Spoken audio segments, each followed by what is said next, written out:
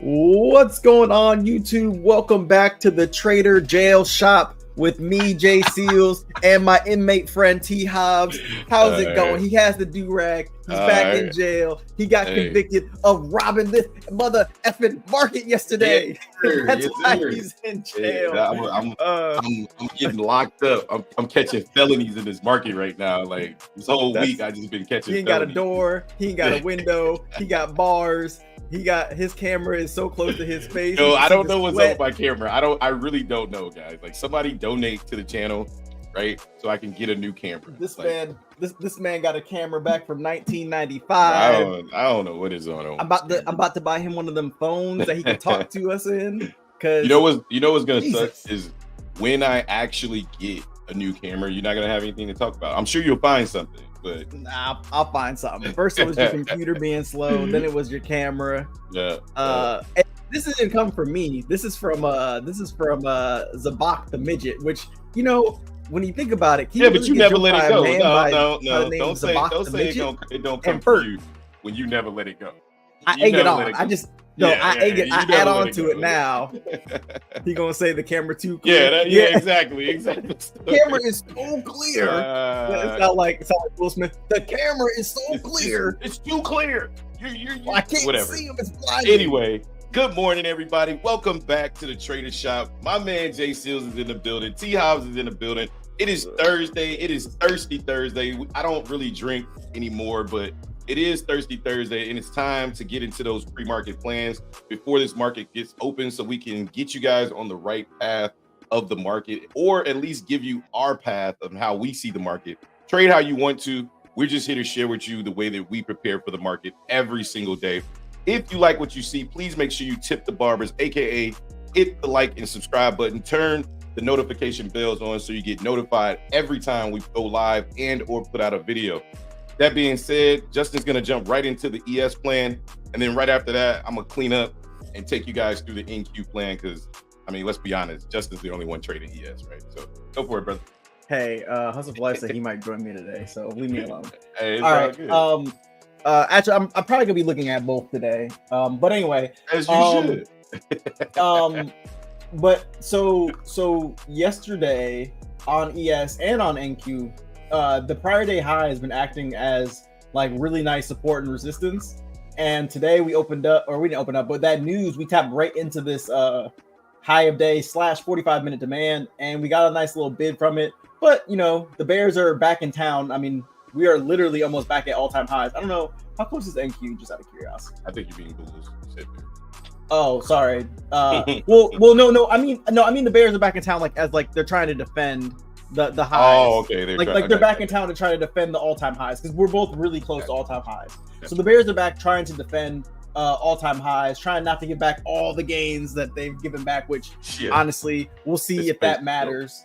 But yeah, so right now we're just consolidating. Like we're in a range right now. We're in a range between about 50-29 and at the low about 50-20. So about a 9-point range on ES. So nothing really special.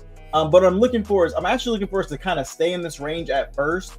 I want to see if we can get up to 50, 31, 75. Weak buying in here. I want to look to short. And then I have these two 45-minute demand zones. Let me go to the 45-minute because I really like this demand zone down here. And the reason why is because it's lower and it started the new trend up, right? So as we pulled back, this was the bottom. So as Hobbs would say, this would be the queen low. And we got to protect the queen. Has to protect her castle, right? So you can't unsee it now, right? It makes way more sense, right?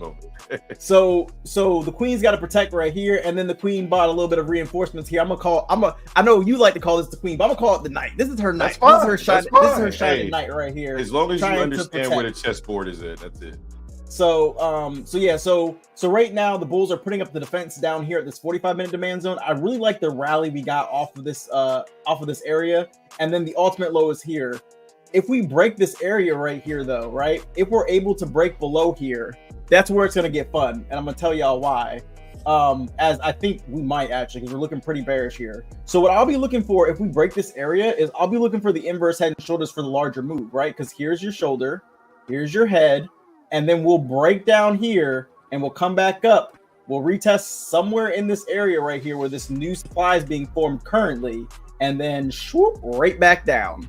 So that's what I'm looking for, like more on a macro sense. If we can break through this area, I'll just wait for a pullback back into this area, and I'll try to take the larger move down. I'm not gonna try to play around. I'm not gonna try to catch the bottom. You know, the bottom could be here. The bottom could be here. You know, I don't really care where the bottom's at, because at that point, this would be the failure to move higher, and we'll get the break of structure of here, and then we'll come down, and I'll take the short, and hopefully, you know, I'll be if we get this, I'll be targeting something very low, because it's going to be, this is on a higher time frame market shift type of move. So that's kind of my plan.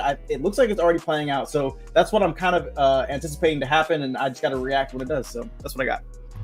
No doubt. I appreciate you, big dog. All right, so let's jump right into my pre-market plan. Let me add you guys to the stage here. I'm looking at ES2 if it makes sense. Yeah, I'm looking at everything, bro. Y'all know me. Like, I don't discriminate. It'd be Justin to be all, you know, territorial and whatnot. All right. So I have a dream. Facts. All right. So my macro view on NQ, what are we looking at? The strong recovery continues by the bulls, but the current intermediate trend is still intact as long as we stay below 18,121. What I mean by that is the downtrend is still in control by this particular queen. And if you don't know what I'm talking about when I say queen, you got to join the Discord, because I give everybody the same speech. But this particular queen is in control of this downtrend. But inside of this downtrend, there is an intermediate uptrend that is occurring right now, right? Overall, the market is still bullish, but the bearish trend is still in play, all right? I have here that the daily Fibonacci retracement at 50%. So yesterday's daily candle, half of that candle, one of my Discord members reminded me that I used to put that on my charts, and I get into the habit of doing things, and sometimes I forget to put them on there. But 3 things that I always like to have is I always like to have the previous day high, the previous day low, and the daily fib from the day before. Because usually, again, the market's looking for discount. What better discount than you can get than buying things 50% cheaper than they were yesterday? So that's my thought process behind it. So it should act as a magnet for price to sell down to and bounce from, right? Now, it doesn't mean that it has to happen, but it's areas that I'm looking at. All right, so let's jump into the bearish and bullish plan. So first we'll start with the extreme. On the 4-hour, the extreme, if we break above all of this price that we're currently at right now, i.e. we get a very bullish market open. First place I'm going to be looking to short is I'm going to look to short weak rallies into 4-hour supply at 18,020.5 through 18,121, and look to target this previous supply zone. The top of it is 17,963. The bottom of it is 17,923.50. Now, this is a future plan because we haven't actually broke this supply zone. But if we do, I know that this supply zone levels will act as support, right, for targets. All right. As we come down into where I'm actually looking to play, you can see my plan is already starting to play out. Discord members had this plan about an hour ago, maybe 30 minutes, I'm not sure. But bearish, we can look to short weak rallies into 4-hour supply at 17,923.50. I forgot the little decimal right there, but you get it. Through 17,963, and look to target the daily fib 2-hour demand at 7783, right? Through 7689.50, or the previous day low. So basically, I'm looking for rejections at 17,923, which is exactly what we're getting, right? And then I'm looking to target first 813, which is the previous high on a smaller time frame, and then 7783.75, which is that daily fib. All right. So if we miss this move to the downside, which it looked like we might here, we still got to get below this guy over here. This that 45 minutes demand zone. But anyway, to the bullish side, I'm looking for buyers to defend, and I'll go down to the 2 hours so you guys can see how I drew the zone. I'm looking for buyers to defend 2-hour demand and daily fib at 17,783.75 through 17,689.50. We can look to long the market targeting 4-hour supply. So first we would target the previous day high, then you can target the 4-hour supply. Obviously these wicks will be a struggle, so look for pullbacks at these areas so you can scalp up to them, get out, let it come back down, scout back up, expect it to push through them, that type of deal, right? Then to the extreme bullish plan, meaning if we get really bearish and we break through all of this, I'm going to look for bulls to try to defend the last area before we get even more bearish, which is look for buyers to defend the 1 hour demand at 17,65725 through 17,546. And we can look to long the market, targeting the previous day low. So now we'd be below the previous day low, right? And that's at 17,689.50. There's some other things that I'm looking at that I definitely wanted to share with you guys, but I wanted to say good morning and thank you guys so much for helping us reach over 700 subs right now. I think we're pushing towards 750 next. So thank you so much for sharing. Thank you so much for showing up every single day, listening to me and Justin go back and forth about this market. I hope we're helping you guys out. And if we are, please continue to give us your support. Now, moving on, now that we got all of that out of the way. All right. Here's what I'm looking at. Things that are interesting to me, right? Although the market is ripping, right? We have to understand that the market is still bearish. And not bearish. The market is still bullish, but this recovery is a recovery that's still a bearish recovery. Like we're trying to recover a bearish trend, right? That being said, the reason why we're up this high is because of tech, right? But I chart tech every day. I chart the Magnificent Seven every day. So there's certain things that just ain't adding up, right? As far as us going higher, right? Not saying that we dump. I'm just saying the strength of tech is getting a little bit weaker. And the one that I'm watching in particular is Apple, right? Apple has taken a fall from grace since February 7th. So for the last week, 7 days of trading, Apple's been in a pretty aggressive downtrend, right? We're all the way back down to 182. That leads me to believe that at some point that's going to affect the market if Apple starts to come down too much, right? So that's one thing I'm keeping my eye on. Then we have Microsoft since February 12th. We're not getting those crazy bullish days anymore, right? We're bouncing off this demand, but bears are keeping tech in check, so to speak. Microsoft gets below 400, we're going to start to see some significant pullback out of this market. I'm sure you guys would all agree, right? Then we go over to the Google, right? The Google. Since February 12th, what do you see? A rapid decline, right? The only thing, obviously, you guys know what I'm saying. The only thing that's just off its rocker is NVIDIA. So the last NVIDIA and Meta will fall. I'm not Nostradamus or anything, but I would bet my bottom dollar that after the dividend is reported on Meta, they're going to come back down to earth, right? After they issue that first dividend, I think it's like February 20th. After they issue this first dividend, there's no way Meta's going to be at $500 still, like $475. Like I just don't see that. People are going to get their dividend cash. They're going to reinvest it. They're going to sell out of the stock, and then they're going to re-up on it in 3 months, right?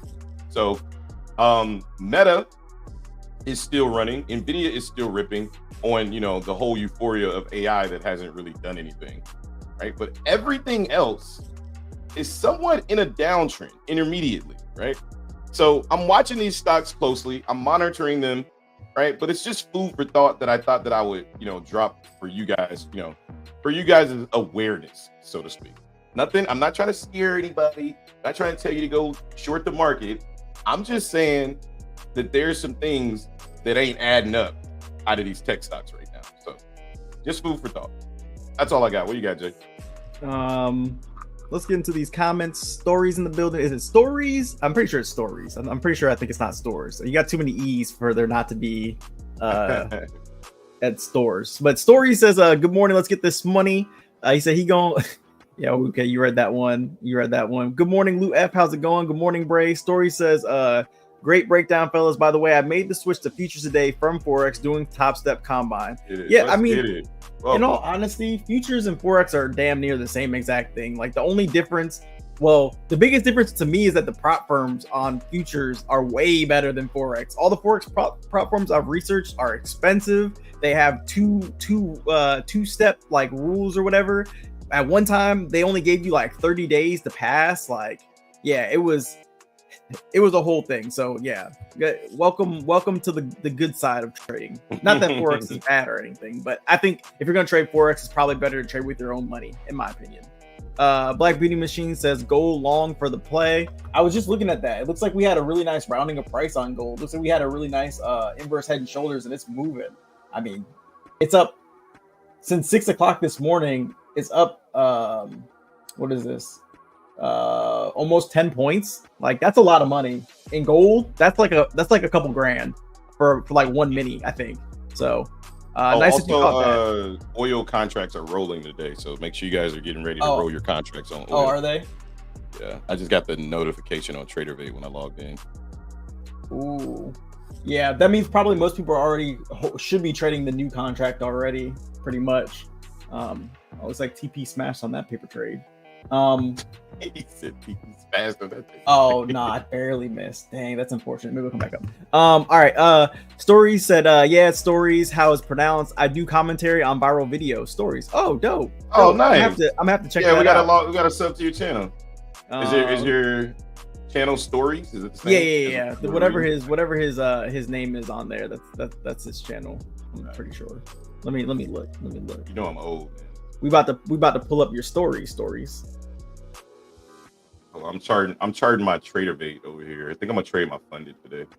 Feeling real blessed.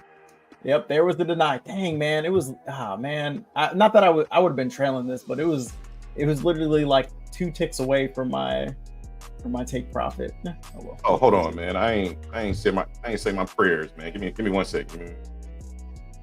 Okay, well, while he's doing that, Black Beauty Machine said, "Yep, up 900. Let's go." I got away from it because the props and Forex are all being banned from MetaTrader and manipulation is evident. Futures are safer, have more stability. Yeah, that's true. That's another good point.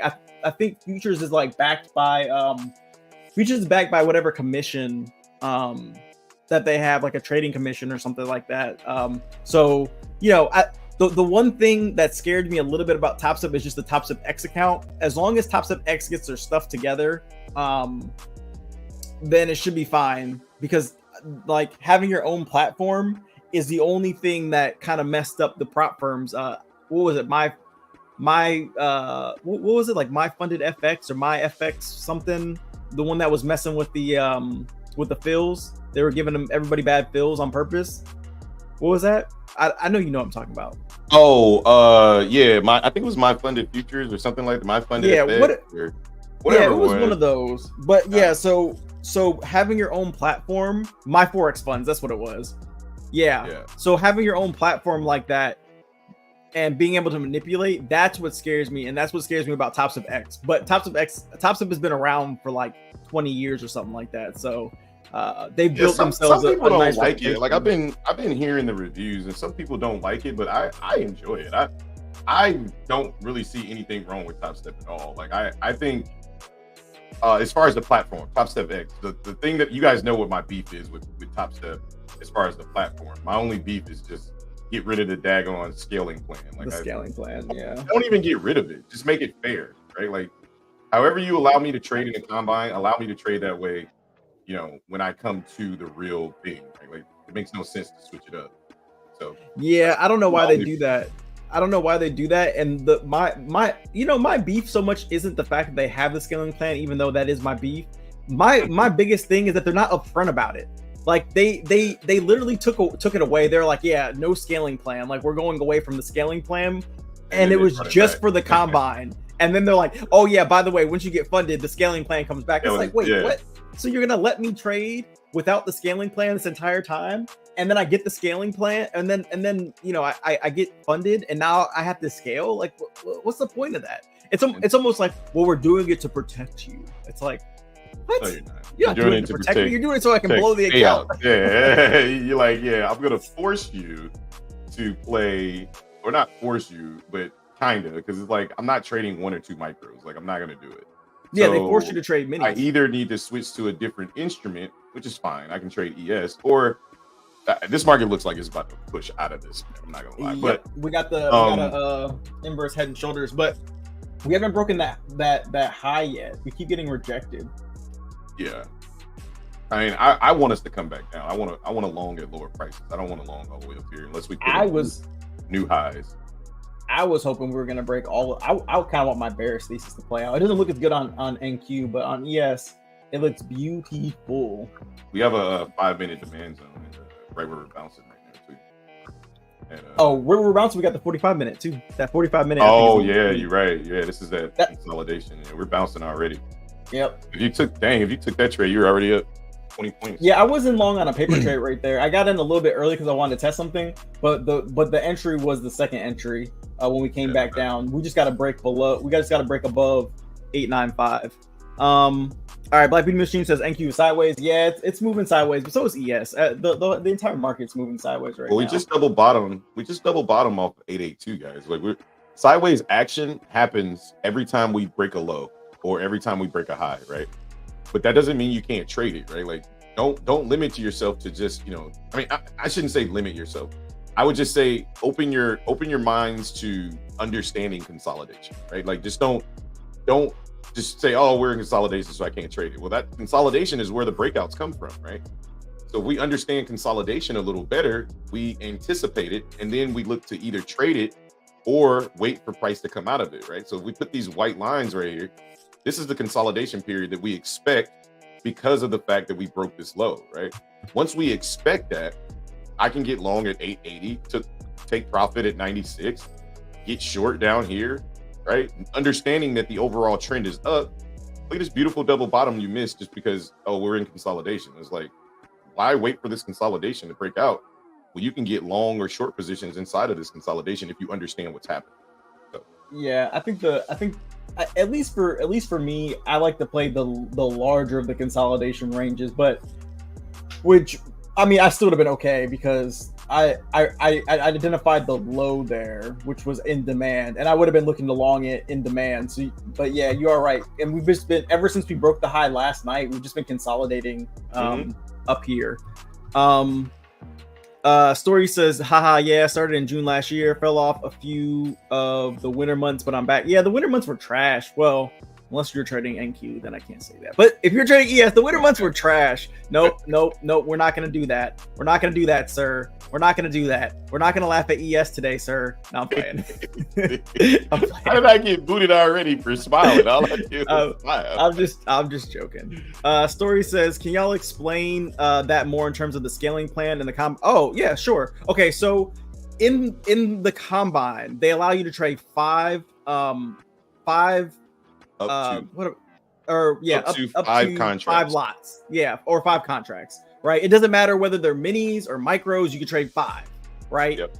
Once you get funded, they make you scale, which means at certain amounts of money milestones, they award you more contracts. So I don't remember the exact numbers. I don't know if you remember off the top of your head. Yeah. Okay, I don't remember the exact numbers. So we play 50K accounts, so I'll just give you 50K accounts, right? So the problem is when you come down, when you get funded, they say, okay, now you can only trade 2 contracts until you're over like $1,200 or something like that, right? Then they give you 3. I don't have a problem with that. Where I have a problem is there are 2 contracts, 1 mini, 2 minis, or 1 micro, 2 micros, which are not the same, right? Like 1 mini is equal to 10 micros. Yep. 2 minis is equal to 20 micros. But they don't see it that way. They see it as 1 contract or 2 contracts, no matter which contract size you're at. And that's where I have a problem, right? Like it should be, that's Top Step. So once you get funded in a Top Step, you can only trade 1 or 2 contracts until you get over like 1,200. So for me, when I first started my combine on Top Step, I used to trade 5 micros because my drawdown was $1,000, right? I didn't want to put a full mini on $1,000 drawdown, but that works for me because I could manage my risk a lot better.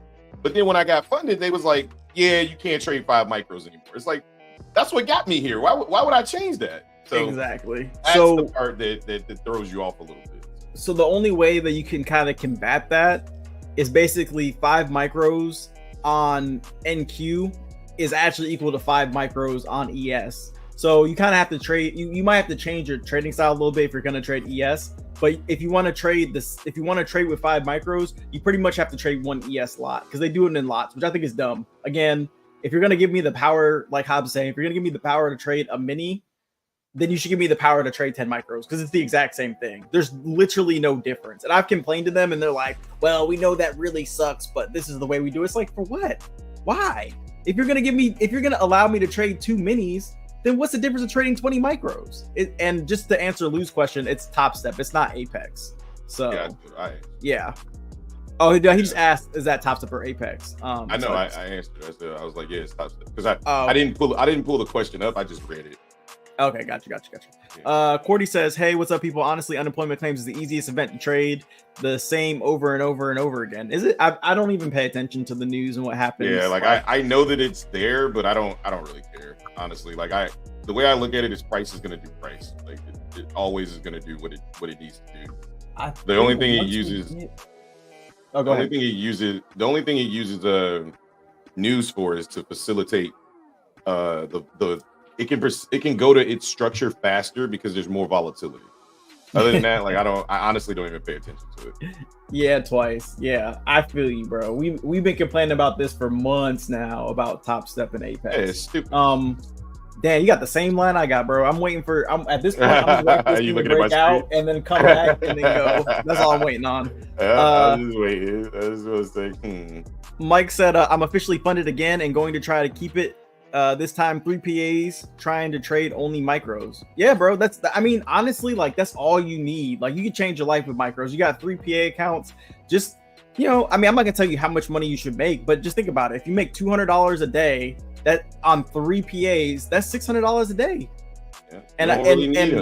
And y'all just wait 1 second, Hobbs. Y'all just wait until Hobbs comes out with this one video that he's been talking about for forever. I can't. I'm gonna make him make it at some point. Don't. I know what you're talking about. I know what you're talking about. Secret. It's under lock and key. It's coming eventually. I just got to give the people something to yeah. At some point I'm gonna make it. It's a really good idea or my thesis on like how to make it in this market. I just think a lot of people don't be trying to hear you when you talk about micros or 1 mini or whatever, but I think you should. I think you should listen. I think it's worth the listen. All right, let's see if we break through this level. This is what I want. I want lower prices. I was really hoping that we were gonna get a bounce, but this could be a sweep. Definitely not. It could be. We'd have to reclaim 8-2 for me. We got that low at 879 from last night. Okay, we reclaimed 8-2. Let's go. That's what I want to see. I'm gonna move my line, but we're still trying to sell though. Still in a downtrend right now, so I'm just gonna wait it out here. Well, the market's about to open in a couple minutes anyway. What's up, Yeti? How's it going? Story says, oh yeah, you make nothing on two contracts on micros. Yeah, I mean you can grow on 2 micros. It's just you got to be looking for 200 points. So yeah, it's kind of dumb. Thanks, no problem. Apparently that's something they're working on. Oh, is it really? At least that's what they're saying on their live stream. Good, they should work on it because 5 lots is ridiculous. They should not be forcing people to just trade 5 lots. It shouldn't be that hard. It's not hard to change. If they change that, right. I think Top Step. It's not hard to change. Like if they own their own platform, like I think that's the last step for them. It's just give the people what they want and let them trade micros. Like I'm trying to handcuff us and say you have to trade a mini. It's like I don't want to trade a mini on a 50. Ooh, the market is open, ladies and gentlemen. But yes, I agree 1,000%. I agree 1,000%. We're still coming. I think we're still coming down though. We are struggling. We cannot break above this previous high at 900. I think we might come back up. We did just sweep though, which was nice. Before the market opened. Look at my screen. Oh yeah, no, I know. I saw it. I was there waiting. Oh, you wanted to come back into the high? You want to come back and? I want us to come back, put it a new high, and then come back and retest this low, and then I'll take it long. That's about 5 minutes. That's what it looks like we're about to do too. I just want to get some confirmation that we're done with this consolidation and we're ready to move higher. Yeah, we're in max consolidation right now. Max consolidation. And voila. There she goes. All right. Just got to close above this level. Got to get above it. Just got to get above, and then we'll come back down and retest it. I'm ready to get long. I just don't want to see us triple top up here, or else we're going to come right back down. Good morning, Yvonne. How's it going, my brother? There's the push.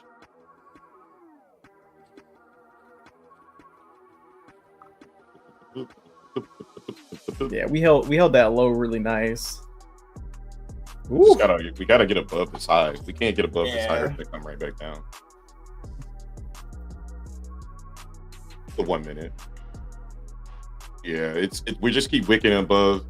We're wicking above 9. We're trying to get above 900.75, but we held the low down there at 879. So I'm looking for us to break out of this, either bearish or bullish. I don't really care which way, but if we break out bullish, I would prefer we break out bearish, but it's looking like we're gonna break out bullish. But if we break out bullish, I want to see us go up and break above 917, right? And then come back down and pick us up either at 900 or at 887.50. If we go the other way, we need to break below 879, and then I'll just kind of reassess. Like, I'm not gonna chase it to the downside. Because I have too many levels that I know price can bounce off of. So I'll just wait till we push back down and then kind of reassess if we fail here again. Yeah, I think down here at 8.3, if this oh no, never mind. We just thrashed right through it. All right. Here comes that was aggressive failure on the tape. I don't know if you guys can see that, but if this gets eaten up by this queen right here, see this guy right here? If this guy can hold, we'll go back up and we'll come up aggressively. If he fails and gets put underwater, we're gonna fall fast. Yeah, I think we're coming down, but they got to hold here or get back above again. Oh, actually, no, I like if this can come back up and we get one more retest. I like it. If they can't put this queen underwater, this thing is gonna fly back to the upside. So see. Yeah, on the 15 second, we just broke and closed above everything. But I wish we would have got a 1 minute close though. I'll mark this down here. We're still in demand. We're holding it. Yeah, we're holding here. I just want to see if we can push above. Because I think if we come out of here bullish, it's going to be crazy. I agree. That's a lower high we put in right there. Let's see if they hold it.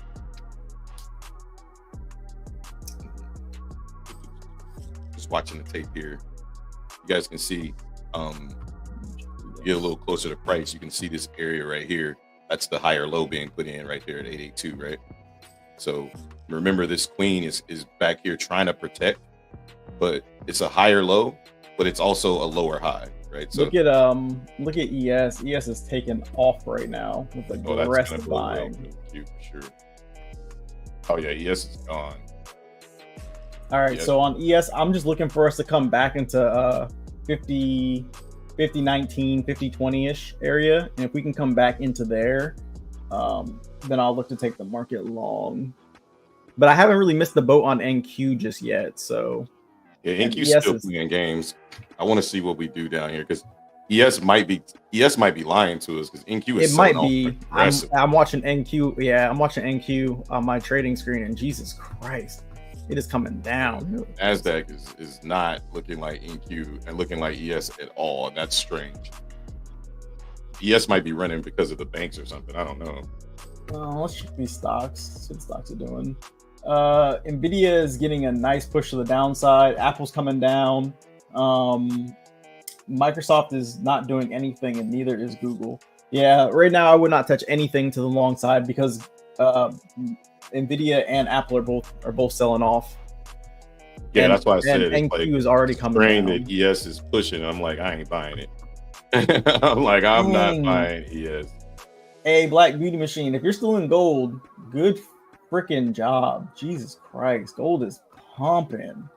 Gold. This one candle is up 12 points. That's a lot of money on gold. We got that sell off down below that low. Okay. Yep, that's one demand zone gone. But I think this next demand zone down here, the next 45 minute that's below it, that's the one that I really, really, truly care about.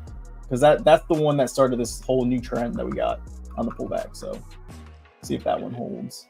Yes, it's bouncing off that junk. Nasty. Yeah, ES is kind of stalling here. The NQ is coming down. Oh, no, not the 1 second. Oh, I've been there, bro. It's a great place to be. Kind of scary. No. I do not want to be. I don't want to be there. I don't want to be here. My impulses were like, oh my god! All right, we're getting that breakout or that breakdown to the downside. Again, we got to put 48 underwater, and then we're pushing down to 813. Yeah, I knew if we couldn't get above that high, that's pretty much was going to be a death blow right there. We couldn't get above 975, and we came straight down. So, all right, here's my second area to look for longs on NQ. ES is holding very, very strong though at its high. This is weird. I don't know. It just makes me think that NQ wants to bounce. Maybe it's just waiting on NQ to bounce, but yeah, they're always moving these orders though. We got consolidation at 845. Let me check the liquidity down there. I don't know. It's very strange when they're moving so different, both the instruments. I like to just kind of let it play itself out. I want to get long, but I want it to come all the way back down. Yeah, it comes back up and retest. What is this? 879. Then I'll look to get short though. 845.50. Looking for bounces right in this area, just because of this consolidation to the left between the two. A lot of consolidation right here overnight at 845. 854 through 845. That's why I like this area for a potential. We're getting a bounce here. Yeah, here it comes.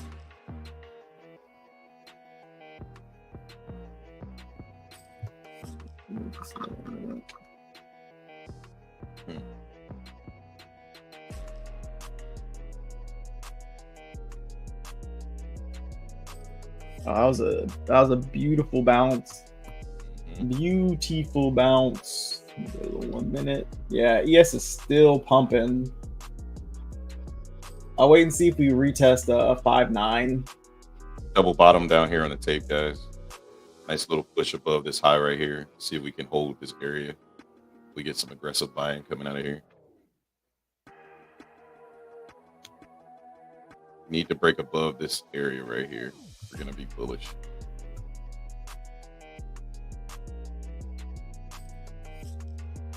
If not, we're just going to keep going down.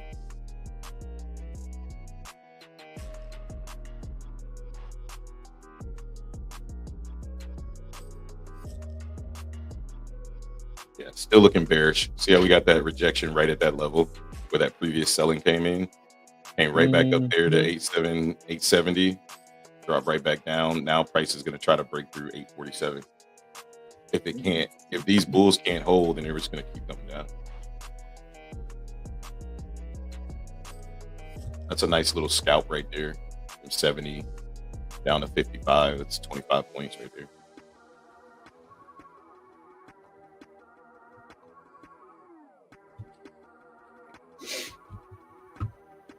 Just point out this line.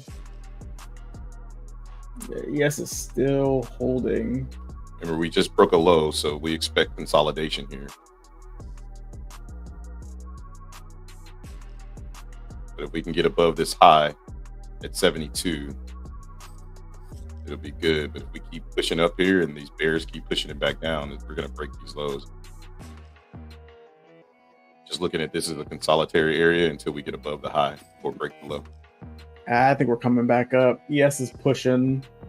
Let me check on these stocks. Apple's getting a nice candle to the upside. It's just Nvidia. Nvidia's pushing down, but Apple's finally getting a little bit of a recovery here.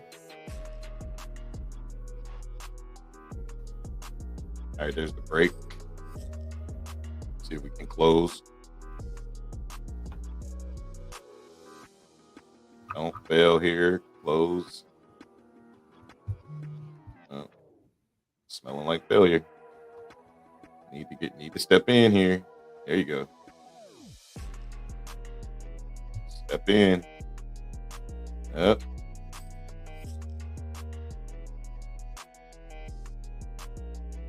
Look how they're fighting. Bulls are fighting to get past this level. Bears are trying to defend, but the Bulls are fighting aggressively. Watch this CVD. If it starts to turn positive, then it's a really good sign that Bulls are going to take control.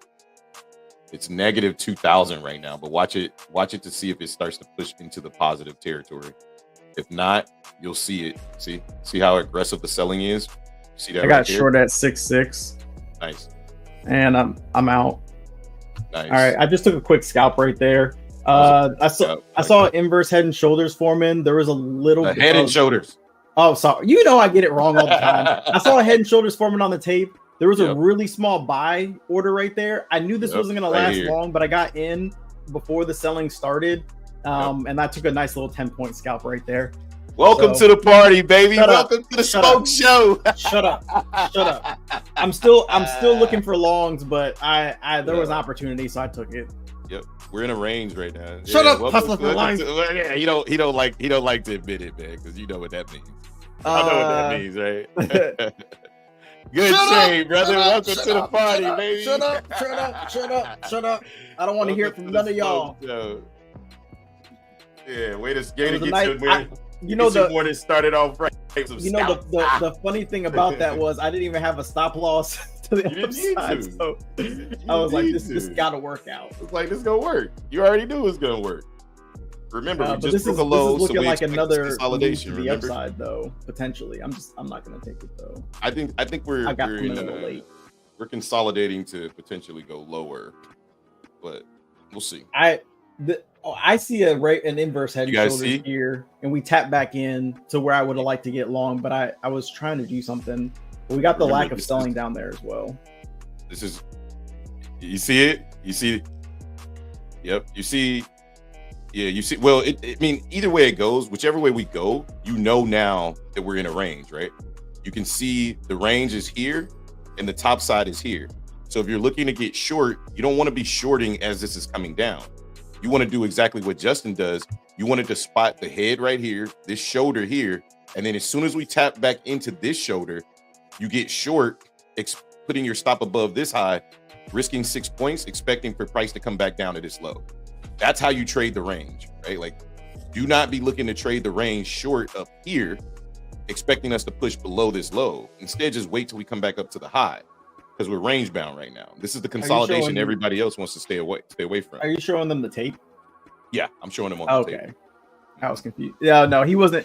He wasn't showing y'all, Cordy. I was over here confused too. I was like, oh, he must be. Oh, I'm sorry, guys. I'm sorry. I'll show you.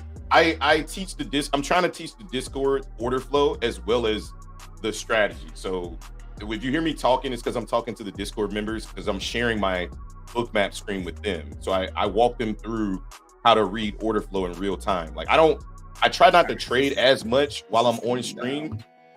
I just try to call price, right? And there's the breakthrough, what we were just talking about, right? Because we broke that low, we had to slow down, create structure with range, and then break down to the downside. And now you see, look at the CVD now. CVD is increasing, the tape is speeding up, but now we need to see if this is gonna hold. See all of the buy-in coming in right there? That's a bad sign, but a good sign would be an engulfment of sellers to come back in, right? You see that? See how the bubbles are turning red right there? Right. Let's zoom in a little bit closer. And what we want to see is we want to see this buyer get engulfed by more selling, right? What? We just tried to close below another low. So expect a pullback, right, into these previous lows, right? This previous low here, all of this stuff back here, right? But now we want to see the sellers start to get stronger. See the selling? Watch the volume right here, right? But then you see the buyers starting to push back in as well, right? And all we did now is fake out people to sell on the breakdown of the range. You never want to sell down here, right? You want to wait until we either come back up and sell, or we officially break through it and then wait for the retest of the range to go short, right? Right now, we're just trying to figure price out. What is price trying to do, right? We got these highs or these lows right here that we could play off of. and potentially short the market. But again, we're in a range, so I want price to come up higher. Now let's see if we take out this guy right here. And again, watch the CVD. We're at 2,500, right? We're looking to push above 2,500 because we know it took to 2,500 just to get down here, right? So we can get below, or it's above, but it's technically negative, right? So we're looking to get into the 2,600 range, right? I like the way your mind works. I don't do that, but that is actually pretty. That's actually pretty smart. It is. I mean, I never looked at it like that. You understand that the CVD. That's why I used to tell you to read the meter. That's what I was talking about. Because if I see the meter, it took 2,500 worth of sales to get down here. So I know in order for us to get lower, we're going to need to increase by more than 2,600. Every time this goes past above 2,600, price goes back up. Here's what I would say to add to that though. If you see price, let's say because that's all this line chart is the actual number down below. Okay, wait, hang on a second. We got this aggressive buy volume coming in here. We just put in this lower or this higher low. So this is technically a shift in order flow. So now what we want to see is I want to see aggressive buying take us above 72. I'm not touching this long until we get above 72. And then I see aggressive buying come into the market. And then we come back and retest this area. Right now, I'm looking for the larger move. I want lower prices, but if price doesn't want to agree with my thesis and we're going to take off from here, I'm not going to jump in early. I'm just going to wait till we break certain levels and then pull back into this area. And then I'm ready to take the market long, right? So as we push out of here, we understand that this is a scalp that we could take maybe up to 72. I'm not taking it, but I would take it if I wasn't teaching, right? Like I'm okay with missing these trades. Trust me when I tell you that. But once we get above 72, this low right here is valid. This low is valid, right? Because we put in this high, right? This low is valid because of this high, right? This was the low. It pushed us up here. We retested it and then put in this high. Therefore, this low is now valid. This low is trying to validate itself, but it needs to, oh wait, actually it did get validated by this right here. So, but we know that this is the range, right? So we shouldn't be looking to ask for too much out of this market inside of this range, because until we break certain levels, the market's still going to be bearish, right? And now look at the CVD, back to 2,400. We know to come down here, we need to see 26. To get below here, we need to get above 26. So let's just watch to see what happens. Yeah, I'm definitely not playing with this range. People are yelling at you. They want the screen. They want to know. They want bookmap. Join the Discord. No, what I was gonna. Yeah, yo, listen. Valdez said bookmap is $40, and really it's not. Really, it's $90. But bookmap costs $80 a month, guys. I'm not trying to gatekeep. I swear to you, I'm not. But I gotta give the premium members more attention than the members that are on YouTube, right? I'm all, you know, I'm walking with y'all, right, all day. But the Discord is $40 a month, and I'm teaching these guys order flow. They never learned order flow before.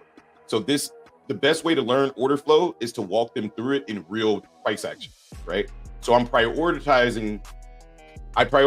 the members that are in here just for the simple fact that I always prioritize the YouTube channel. But these guys are actually paying and they want to learn order flow. Right. So, and I'm not saying that you should just join. You should pay me just because I'm not sharing it with you. Like, no, I'll eventually get back to you guys, but I'm prioritizing these guys. So, Dave, what's up, brother? Yeah, but we got caught right here, right? You see this? You see what happened here? You see, remember I taught you guys about liquidity sweeps, right? So this was a trap. And look where the trap was set. The trap was set from that previous queen. Remember this guy right here? So when we came down here, aggressive selling flipped the book to 26. It got people to think, okay, we're about to sell off. But really, we never broke this low, which tells you that this guy is absorbing buyers. He's absorbing sellers to take the market higher, right? So 26 is not a solid number. It's something that I'm noticing in real time. To say, okay, in order to get down here, we need to get above 26, but we need to continue to sell. If we get down here, we're at 26. If we get down here, we're at 26, but we're not moving down, that's a divergence, right? And you can see that on the line chart, right? You can see that we came down here aggressively, but the chart diverged, which means that there's a bullish divergence that's happening. There's more sell pressure coming into the lows, but yet the market is moving up, right? That's a bullish divergence. That means that the tape is bending toward the sellers, but there's a buyer that's absorbing the sellers and looking to push this market higher. Does that make sense? So as this can work two ways for you. So you can look at this and say, okay, we need to get more sell pressure. Or you could say the more sell pressure that's coming in and price is still going up is extremely bullish, right? Extremely bullish, right? And that's how I would be looking at this right now, is that we can't break this low. And every time we come down here, there's more selling pressure, but yet price is moving up. That's very, very bullish. You feel me? Good morning, Micaiah. Yeah, Valdez, that's what I use to confirm my trades for reversals. Is I like to see the divergence happen on the CVD. Whenever I see the divergence and we're at a key area, that's when I like to take a trade. And then YouTube.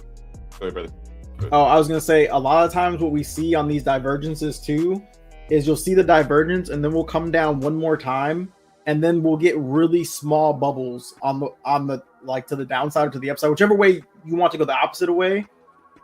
When it's coming down, you see a really small bubble at the low, and that bubble will be the indication like, okay, sellers no longer want to sell down here anymore. They've used up all their sells, and then we get the reverse. That's the confirmation I used to get into that quick short scalp. It wasn't so much that the CVD was diverging, but when we came up, I don't know if you can see my screen, but when we came up, we had large aggressive buying. The second time, large aggressive buying. The final time we tried to come up, there's this small little bubble right here, and you can see, well, I don't know if you can see it because my screen likes to mess up, but there was a volume of 2 on this blue or this green dot that I'm hovering. And as soon as I saw that, I was like, it's time to get short, because buyers are now uninterested in buying and we're going to come test lower prices. And so as soon as I saw that, I waited just a hair just to see a little bit of selling. And then I got short, and you could see that just massive selling prints came into the market until once I saw this, see how down here, see how it started to slow down, and we have these small bubbles. That's when I was like, okay, it's time to get out. I'm at 10 points. We could reverse here. We ended up coming back up a little bit, but then more selling ended up taking place. But I was cool at that point. So that's kind of how I read the tape. I'm just waiting to see I'm definitely monitoring the bubble size at certain places. So, see it? Mm-hmm. You see it? You want to see aggressive bubbles coming into the market. See how that aggressiveness came in? Look at the volume. Yeah. Yep. Now you see it. Now you see we're at 3,000, right? We needed to increase the sell pressure to get beneath this level. But again, you want to see this continue. Now it's aggressive. You see that? And look where we came back up to. Look, this is what I was pointing when Justin was talking. We can't look at the lack of volume. Look at the lack of buying in this bubble right here. Only 5 people were interested in buying the market up here at 70. It's 70. That's why when we came back up here, I was pointing at it when Justin was talking. I was like, this is it right here, right? Because that's what you want to see, is that lack of buying at the high, right? And increased selling, right? And what do we get? Yet another head and shoulders, right? This is a shoulder right here. This is a head right here, and this is a shoulder. But we can actively see it forming up at the highs, right? So, and now look at the CVD. This is exactly what we were just talking about, right? Now you can see order flow actually printing in real time and using order flow to take your trades, right? And that's why I was saying I'm more bearish because of the break of the low.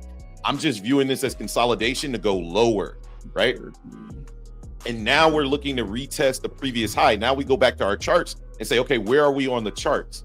All right, because the book is going to tell me certain things, but the chart can tell me other things. Remember yesterday, 813 was a very key level for us to break above. Well, guess what? If it was key to break above, it's going to be key for support. Retest of previous high, 813, 17,813, great level to take profits, right? Right? We come down and what do we see? Right down here at like, what is this, 817? right next to the previous high. The book is showing you this in real time, right? My area is I want price to come down to the daily fib. I want us to come down to 783.75.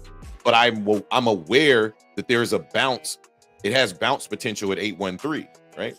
So just understand, use the chart in conjunction with learning order flow. We'll give you all the tools on order flow, but you got to be able to understand structure as well, right? It all works when you understand structure. So what's going on with Chicago, Sean? You're. Oh, you skipped oh no, I got Cordy. Oh, you got Cordy it already? Says, no, I'm about to talk about it now. He says higher low price plus lower low CVD is bullish CVD. Yeah, it was bullish, but it was bullish inside of a range, right? And this is what I tell people all the time is understanding how price moves gets you in it keeps you out of trouble. It keeps you on the right side of the market. There was a bullish divergence down here, but what I kept telling them was, even though there's a bullish divergence, if we can't get above 72, we're going to continue to come down, right?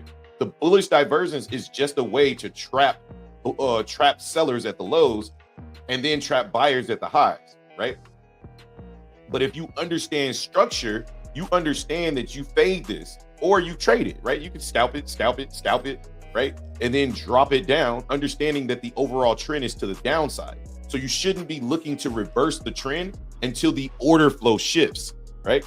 Once order flow shifts, it'll look something like this, right?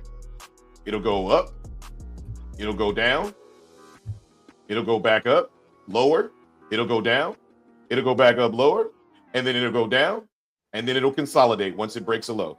It does it every single time. I guarantee it. You will not be able to go down or up without order flow shifting first, right? I know it feels like it, but that's the order flow shift, right? Once you see it, now you start to look for the bullish case, right? Not to say you can't scalp in between, because NQ gives you so many chances to get in and get out. But once you see it, and there's that tap of 813 right on the dot, right? So let's see if bears want to sell it down to the daily fib, or do they want to bounce here at the previous high, right? We should, I'm not going to say should, if we're bearish and we're looking for a discount, the discounted price is going to be at the daily fib. I'm telling you right now. But buyers will start to buy, potentially taking this thing up at 813, right? We talked about these levels in the pre-market plan. Now we're just looking to confirm it with order flow on the tape, right?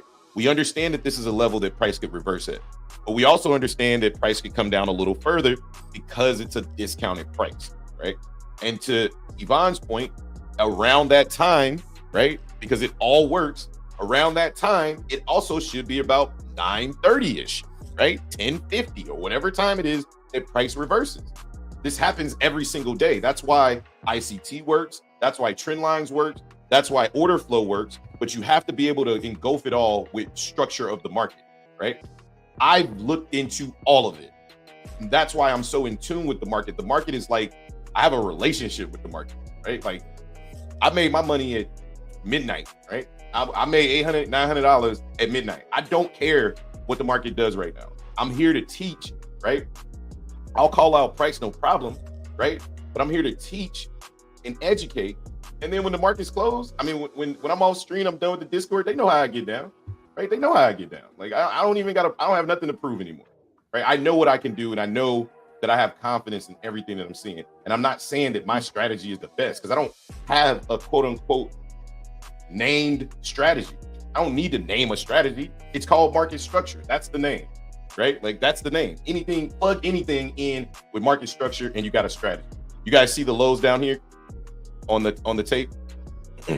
These lows are going to try to act as support. And now we have this area here above price. Remember, we talked about 813 previous test. We came right down to 813, 811 area, right? It was the previous day. It was the yesterday was the resistance. Today it should act as support, right?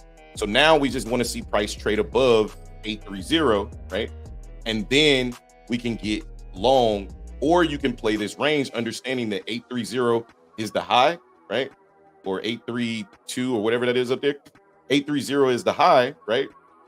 But now guess what? We just broke another low. we 100% anticipate, right? We're not surprised when price slows down because we anticipate price when it breaks a low or breaks a high, we anticipate it to consolidate. That is not something that I made up. That is Wyckoff, right? Like when the market goes into a markdown phase, we go into a distribution or reaccumulation phase. That's what the consolidation is. If you want to know the technical term, right? Let me stop you for a second. There is 106 orders and 177 orders at 800 and 795. Oh, so, I see it. I see it. Yeah, I was. Oh, so Valdez, there was one other thing I wanted to tell you too. So you see how like aggressive we sold off coming down here. It was like water, Jay. I'll be right back. It was just all selling as we came down. One thing that I like to do is wherever the aggressive selling started, so it started at around like 853. What I'll do is I'll put like a box from like 853-ish, or maybe a little bit lower, like 845, and I'll put a box down to like 830, where the aggressive selling kind of stopped. And then I'll look for sellers to defend this area because they were so aggressive, and because we know that it takes institutions to move the market like this. These sellers should want to protect their position, right? Because more than likely they're probably not selling out. They're probably not going to be like, okay, this is low enough for me. So what I do is I put a box and I just wait and see if price comes back up and retest these orders and see if the sellers come back in. And that could be another entry to short the market. And then it can kind of keep you out of trying to trade this consolidation right here. But the only thing is the added context that we have down here is because there's liquidity at 800 and 9.5. This could be where they're trying to get the price to, just because that's a lot of liquidity. So,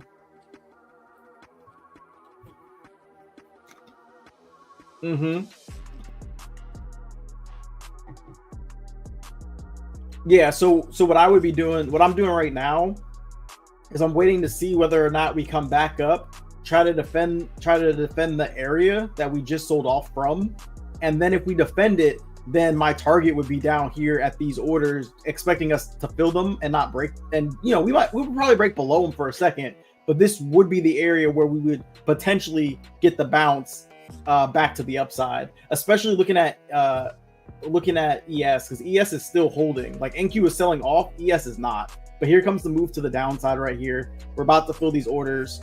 Oh wait, did they take them off? No, we filled them. Okay. So we filled the orders to the downside at 800. We're getting a bounce, but it wasn't like an aggressive fill that I would have wanted to see. So I think we're going to continue to come down. We didn't get like that aggressive fill and then the bounce. We just got a fill and then like a tiny little bounce. And now we're continuing to sell. We're probably going to fill these orders at 95. Yeah, because we didn't get that aggression that I would have liked to see.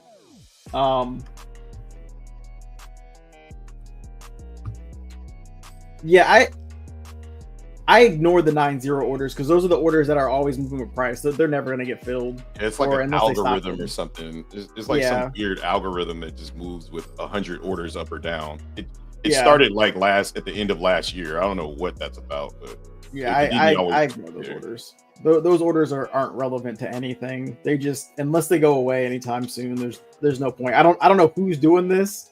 It's weird.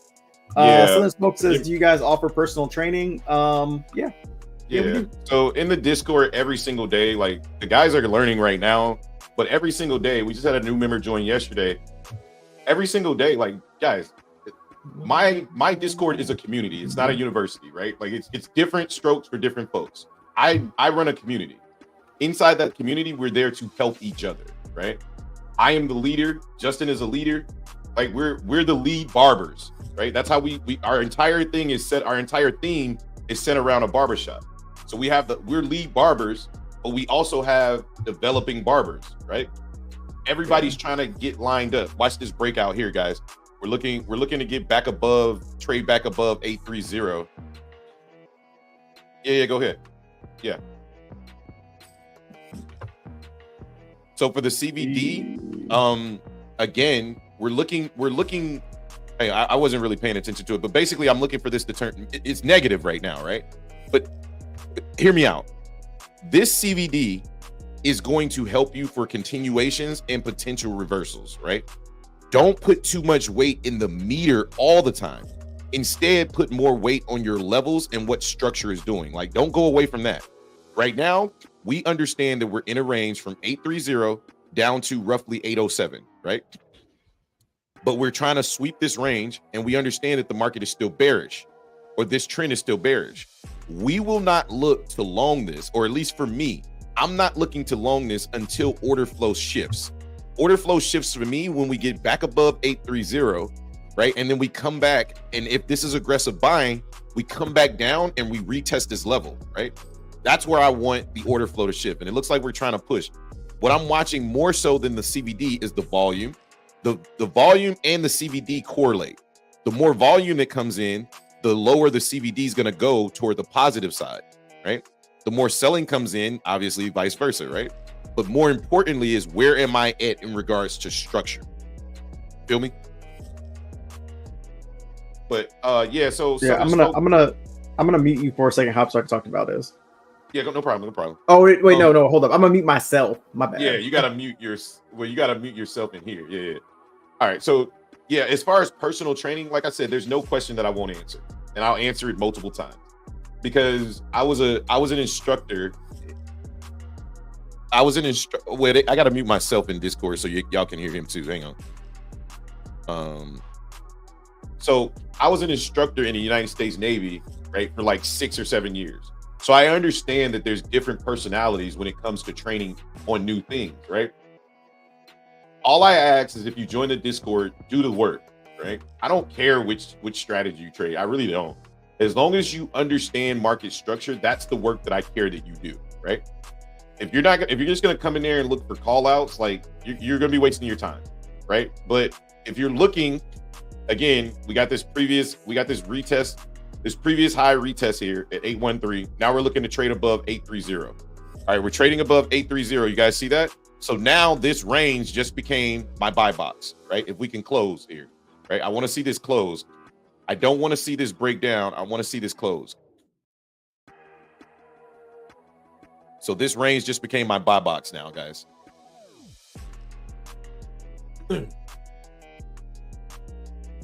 Catch y'all tomorrow. Hey, good kill count, Micaiah. Done for the day. 800 PAs across accounts. Let's go. Took 2K payout today. Let's go. Let's go, brother. Yeah, I made my 800 this morning, and I'm looking to put on some more. I'm just I'm waiting to see if we can get bullish down here, or do we sweep the lows one more time. I want to see us push down in the 783. That's what I want. I want to see something like this. Like, I want to see this thing push up, break this level, right? Show me that it wants to get bullish, and then come all the way down and sweep down here, and then pop back up like that. That's what I want to see.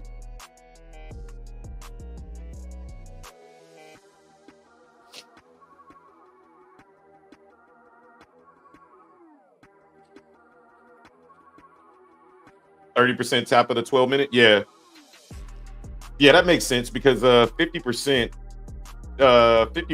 sits right at 783, so that makes sense. I don't use the 12-minute though. I prefer the 15-minute. I don't really use the 12-minute, but I'm sure it's around the same. And then we use a bookmap for CVD to spot CVD divergences on the NASDAQ.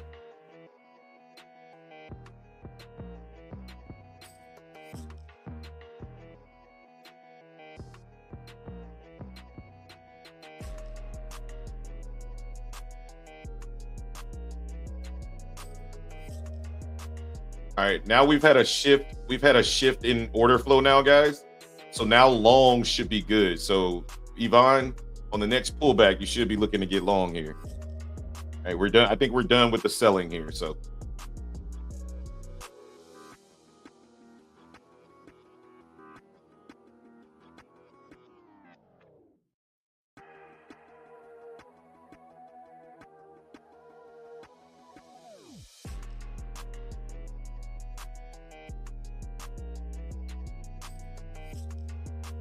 here we go.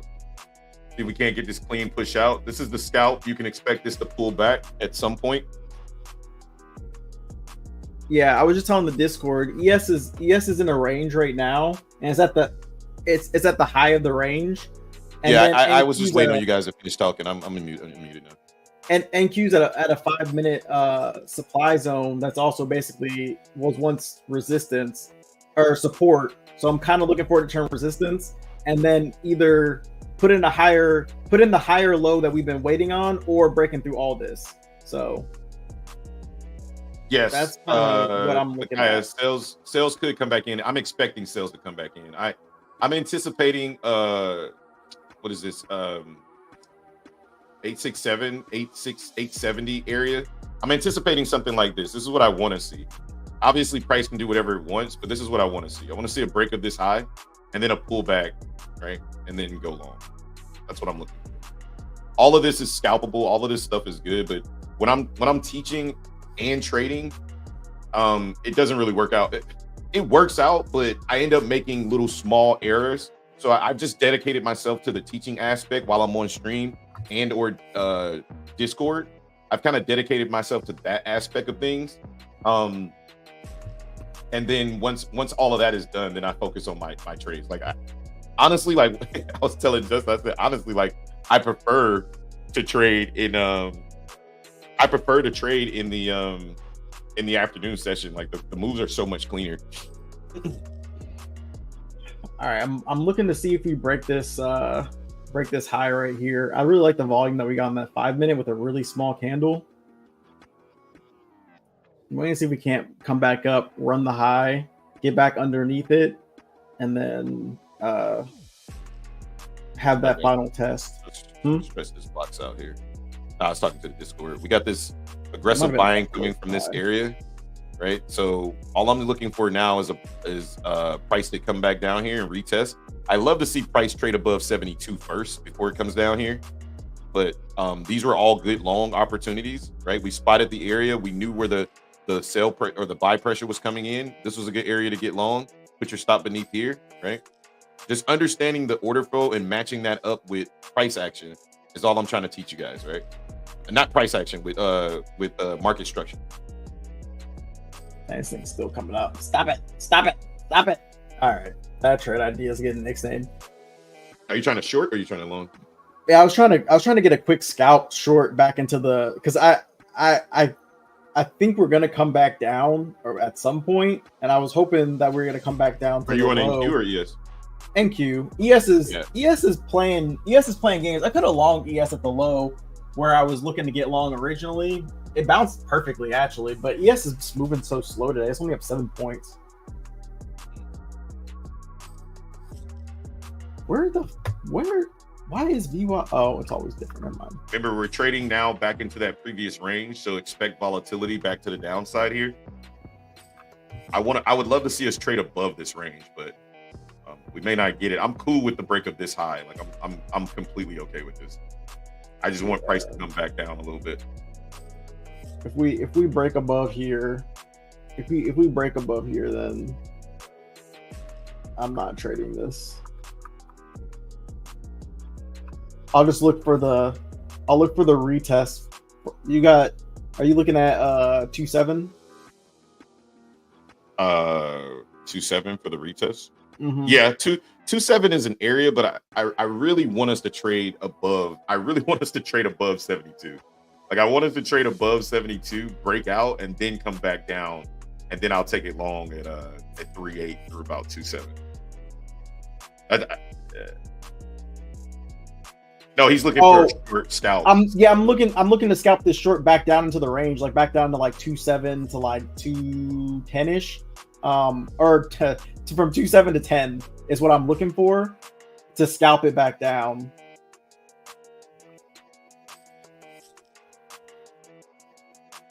Oh no, I was gonna scalp it back down and then long it back up. He said, "Oh no." Let's look at the 5 seconds, see what this reversal looks like. This is still pumping heavily.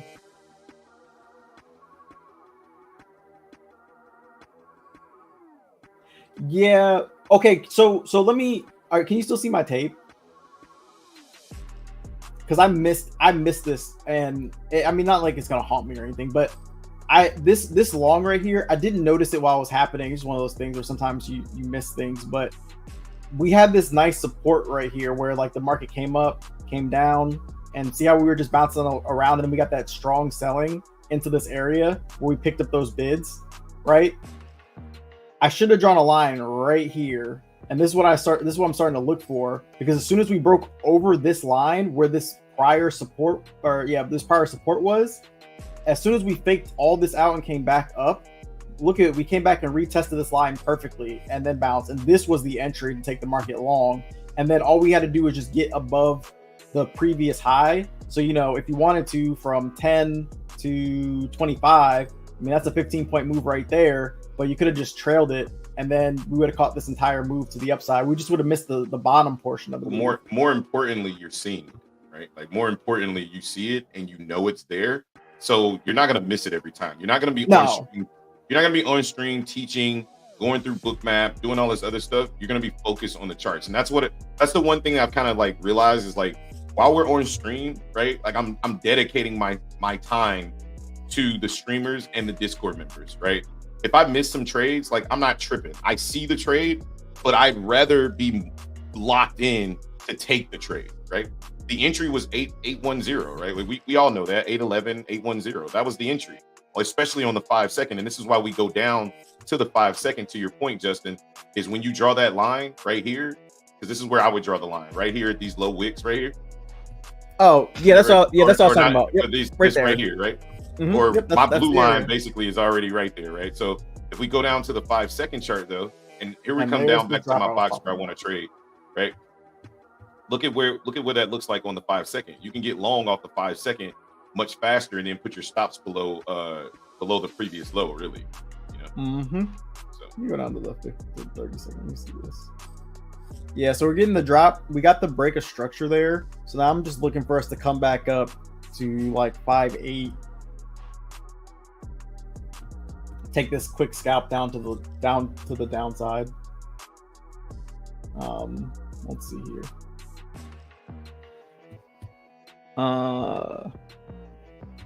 I can't even switch to the 5 right now. Hold up a second. Let's see if we came back down and retested that low. Come back up to this area right here. This trend is very bullish. It is bullish. We came back up here. Super bullish.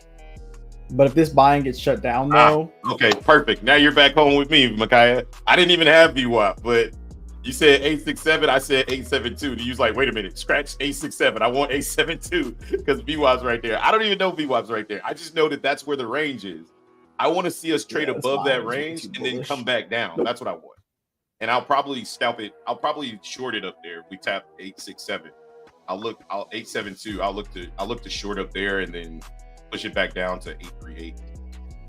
All right. I'm starting to really like this area. We're getting like really, really bullish buying, but it's being met with equally bullish selling on the way back up.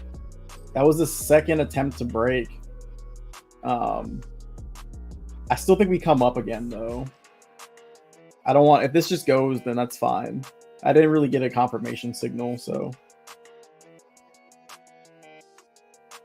We broke above where I wanted to, and we had really aggressive selling there. I did not want to step in the way of that aggressive selling. Or buying, I mean. Dang, okay, ES. ES is almost up to supply as well.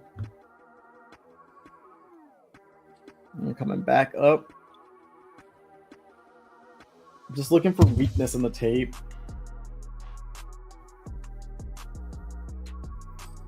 Weakness.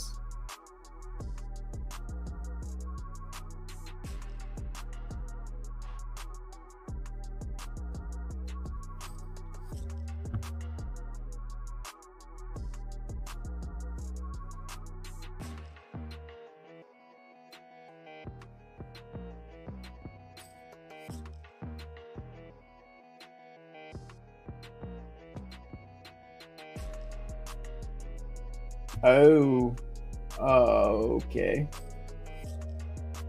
Almost there. Sorry, Jay. No, you're good. I'm looking at the 5. I'm looking at the 5 minute. This might have been the short right there. We didn't get up as high as I wanted though.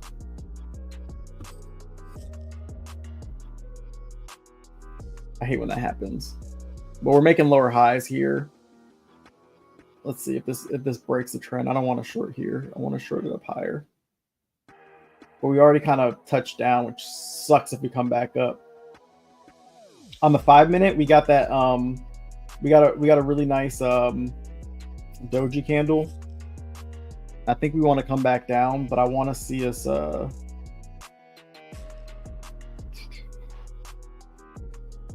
want to see us come back up, but it might be too late. We might pop. Yeah, we're gonna pop down. Look at all that sell. Oh my god.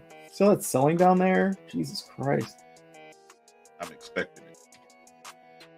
I was expecting it too. We just didn't get as high as I wanted us to.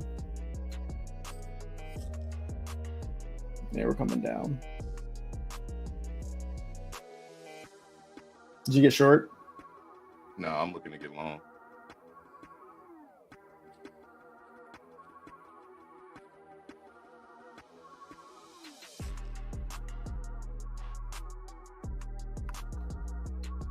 Oh, yeah, there it was right there at the top.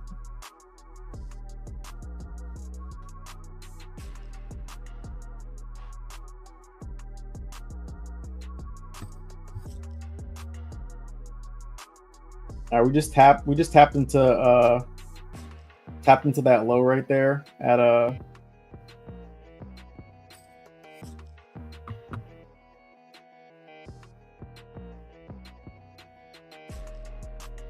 Yeah, I'm long 30.5.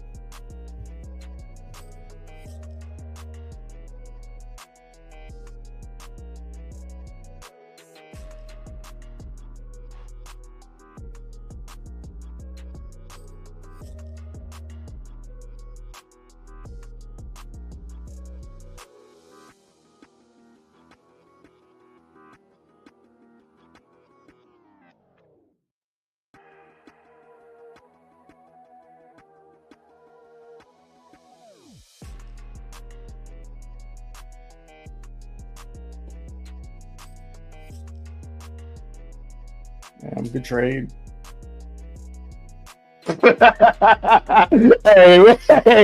hey, did we call it or what, man? Good trade. I was like, nah, I'm getting low, baby. He said, what a fucking banger. All right, stops the break even. Lock it in, people. That's 20 points. Let's get it. Let's get it, baby. Lock in the 10 points. Shout out to the Discord fam. Y'all already know what it was. I called this trade out from the beginning, from the rooter to the tutor. I'm locking in 10 points right there. That's right. Let's go, baby. Let's go. I already knew it. I seen it. I was like, yeah, this is coming up. This is coming up. Come on with all that liquidity. We'll take it. Yeah, that was super strong selling right there. Mm-hmm. I knew it. I was anticipating. I was like, yeah, come on up here. Come on up here. Hell no. All right, I'm out right there for a quick scout. Yeah. Yeah, he said, what a fucking trade. It's about to go, though. I think it's about to go. Yeah. I think that's the reversal point. That was the retest right there. I might jump back in here.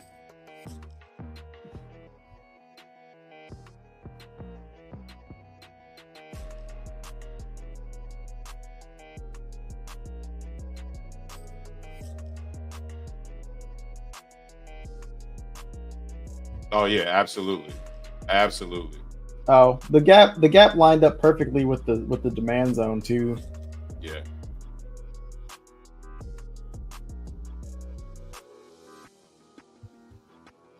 Facts.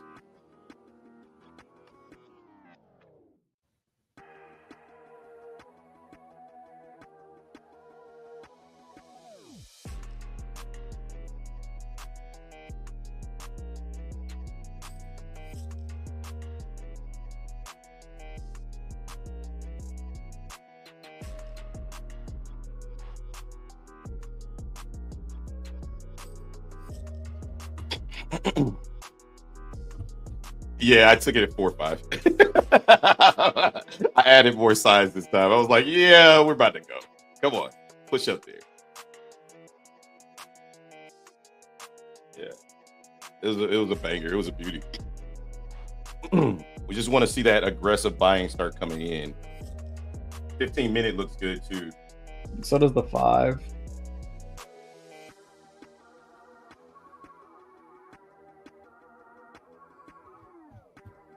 Let's go. Freaking kill count this morning. We gotta push. I'm not playing no more games with this market. Not playing no more games with this market. Not done playing games with this market, bro. Woo! Going already, yeah. Oh yeah, we peeped it. We sniped it. We sniped it down there, bro. We sniped it. We ate real good, real quick. Listen, Lex is coming back. Yeah, let's see if it wants to. We might go into this little range right here and consolidate. I'm gonna be tapped out if I'm tapped out. I'm already tapped out at 4-5. Yeah, but we'll probably go into this little range before we push out of this, which I'm kind of banking on it. But I'm trying to get a better entry than I got before, maybe something below 4-5. Because we just broke a major high, right? Like, so I'm looking for this thing to push out of here.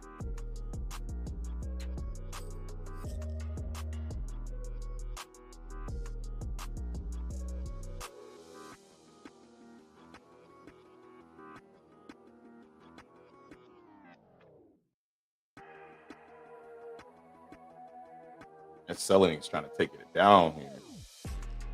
Let's see if this buyer continues to absorb. I'm going to wait to see if I can get a lower price.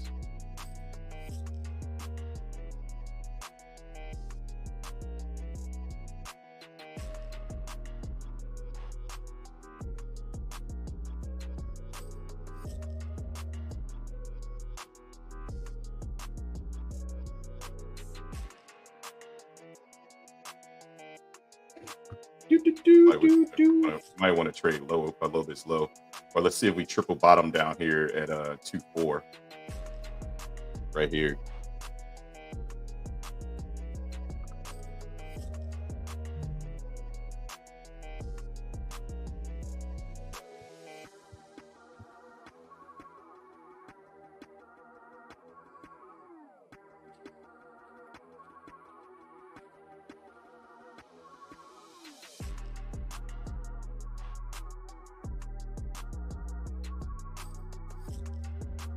Still no recovery by these bulls just yet. It's a lot.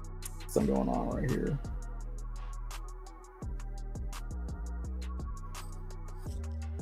Yeah, they trying to trade lower.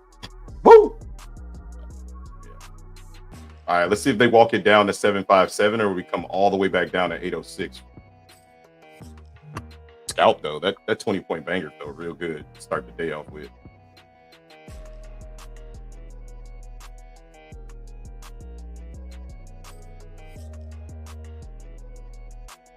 She looked so promising on the 15-minute, and the market was like, no, go back down. Go back down. All right, now we're at the bottom of that range again. Let's see if we tap and go back up here. Yeah, we just got the tap. I'm just looking for confirmation. Mm-hmm. We basically traded all the way back down, so I'm cool with that. Damn it, what the...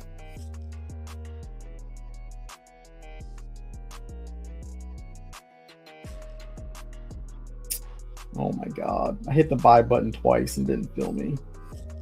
Be like that sometimes, bro. I like this level down here, guys. Let's see if we come back down one more time.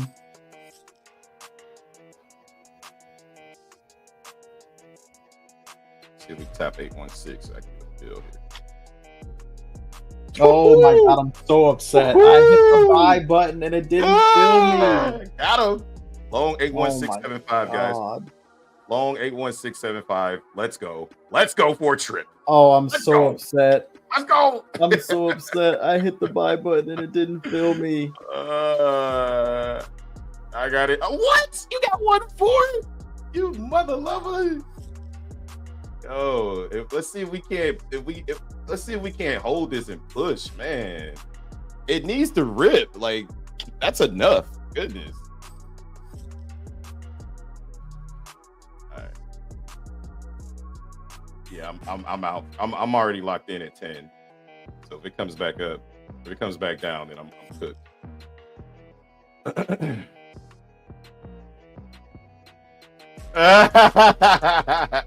We just playing these little scalps until the market decides it really wants to push. I don't know what the heck it's doing over here. It knows it wants to go up. Like, just go up, man. Stop playing. Yeah, we in here eating down here, bro. It's like gobble. Justin, that was the pullback right there. You could have potentially got long, but it's looking real choppy right here. I want to see us push out. Just bring the freaking buyers in, man. Bring the buyers in. Bring in the boys. There we go. Now trade above. Trade above.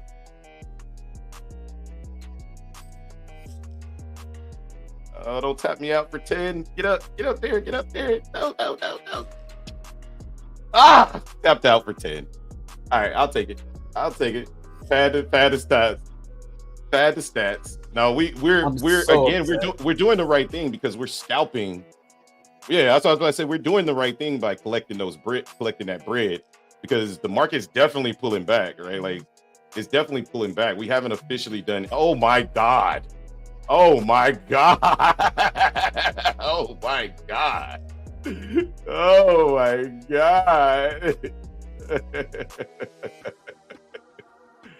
Oh my god. That was a deadly candle. If I get back in this time, I'm gonna just hold it, because I think it ultimately wants to go up. I think the floor is in at 808.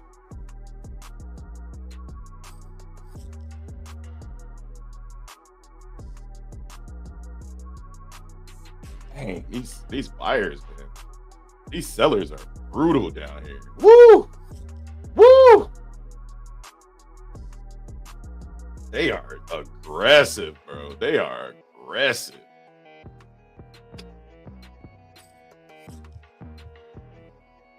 Well, we still got. That's why I said I want to see us trade into 787. That would make me feel much more comfortable with these longs, because that's where that 4-hour demand zone is.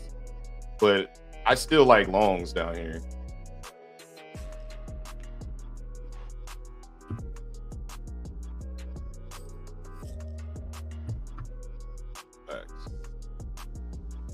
Structure is to the downside right now. Yeah, structure is down right now, 100%.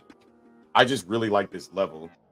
Yeah, there's opportunity, and I think we're playing it the right way by trading the scalps and collecting our 10 points and getting the F out, because it's looking like it wants to push, and then it's just like, no. No. So I'm like, all right, 10 points and out. Let's get it.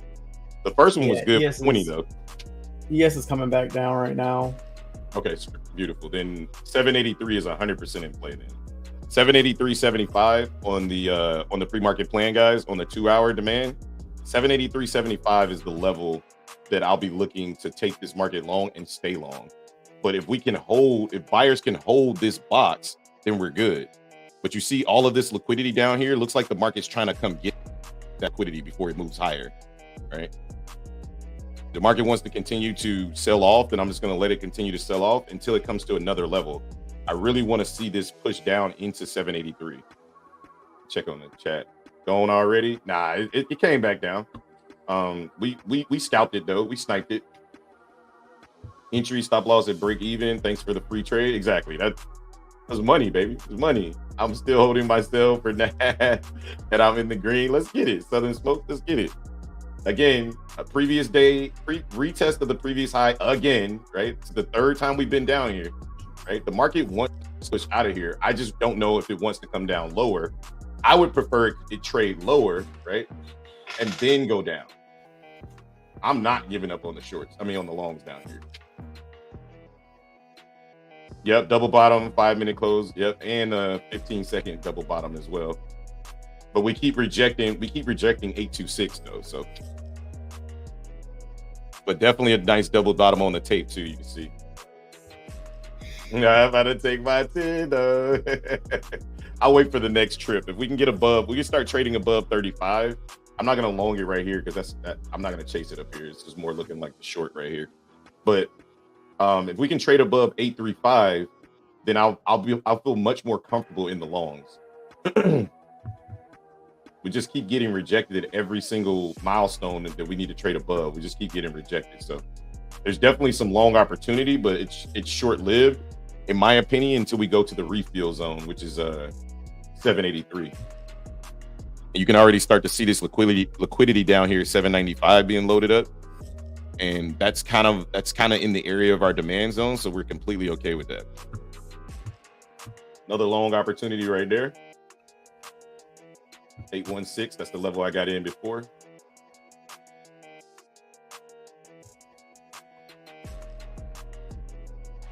I just got long on ES. Nice. ES is starting to push up. This one I'm gonna try to hold the boat. I'm only risking. Well, I'm in 2 minis on this trade on ES because I think we're about to go. Just remember, we just broke a low. We're consolidating to potentially hold this low and go higher or go lower. Yeah, I think we might try to trade a little bit lower. Well, we got that double bottom pattern, or not double. Well, yeah, the double bottom pattern on ES. Okay. I mean, NQ will trade lower, and ES will just sit there. So, you know what I mean? That's true. Really want 783 though. I think if we can come down to 783, that'd be a beautiful freaking trade. Right now, we're just kind of floating around right here. 783.50 is what I'm looking for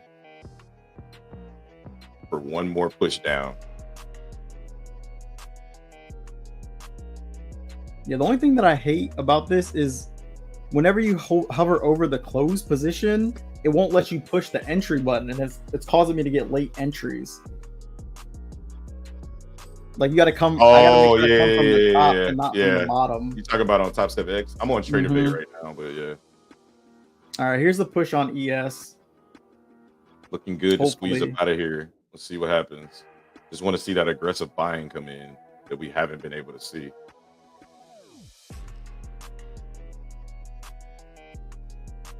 There she goes.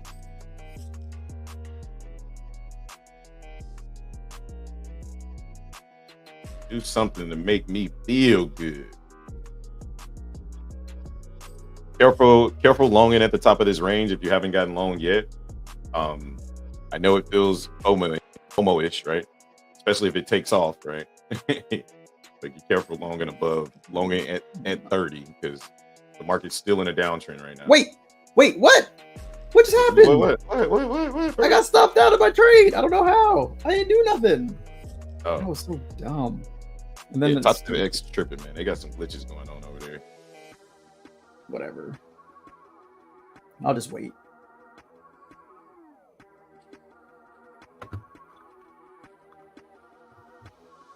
This area still looks good, potentially along the market. Yeah. I'm waiting for 783.50. Right now we're just kind of in a range between 797 and roughly 836. So I don't want to long the top of this range. I'd much rather look to short it at the top of this range than long it. But we're building value down here to potentially go higher. So I'm just chilling. I want lower prices before we go up. That's what I want. But right now we're at a really high volume area. You can see a lot of volume has been trading in this area, right? It's basically where all the volume is being traded right now. So this is the point of control on the tape. That yellow line right there is the equilibrium on the tape. So it makes sense for price to be consolidating here.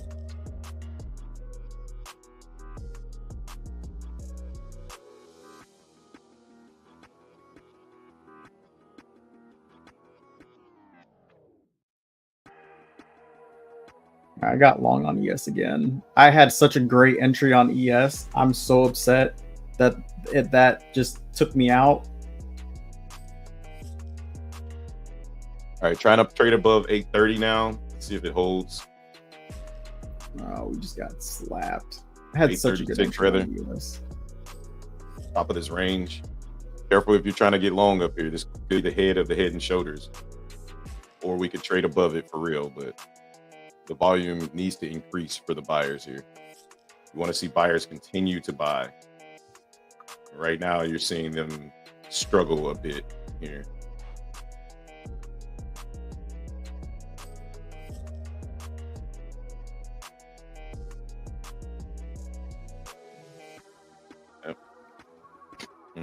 Yet another freaking denial by the Bears. All right, now that's a good good recovery. I was about to say that's a good recovery by the Bulls right there. That's good. I'm taking 836 right there. I'm taking 836. That's what I wanted to see. I wanted to see them defend that level after breaking that high. Let's see. Yes, we got to get above 25, which is basically where my entry was because I got. Oh my god, I had this at the low. I'm so upset. I had it at the low. And stupid tops of X.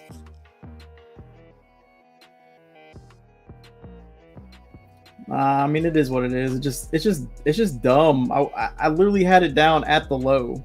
I got to be up 4 points right now, and I'd be chilling because, like Hob said, there's an inverse head and shoulders down here, but it looks like we're about to get rejected. They do not want to push. Stopped out right there for a loss. They do not want to push this thing. They hitting all the stops for these buyers up here, man. I got faked out by this pullback. I thought we were gonna get a nice push back up. Instead, we came back down a little further than I anticipated here. I'm gonna leave this range alone for now. I'm just gonna wait to see what we do out of this range because this is a really tight range right now.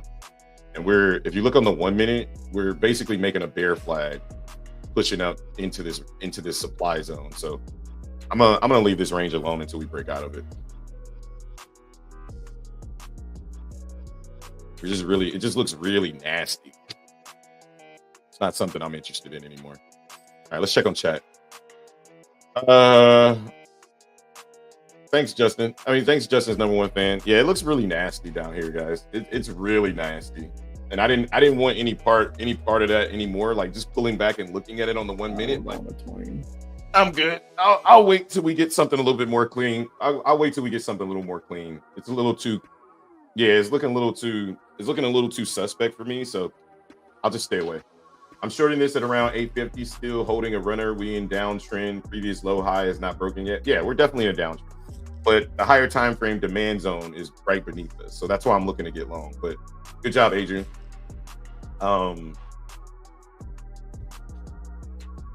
Yeah, I lost 10 on that scalp up there. Trying to scalp on that pullback of the highs, but yeah, this is just too choppy for me. I'm good. Know where your strengths are, and this chop is not one of them for me. This is more chop than I ever need. Like this is straight barcode action right here. I'll wait till we break out of this. Let's check the 15-minute. Let's zoom out a little bit and see where we are on price. Yeah, the 15-minute is just basically barcoding as well, right? Not saying that you can't trade this. It's just when it's this tight, I have no desire to trade it. I think we still go up because on the 15, here, let me see something. Matter of fact, I didn't see this before. Yeah, I definitely think we're going up. I just think we're taking our time and killing stop losses down here. Killing stop losses softly. Yeah. I want to see us trade above 3.7 and then retest 3.7. Or I want to see us trade down to 83.75. Right now, it's a chop fest. I don't want any part of it.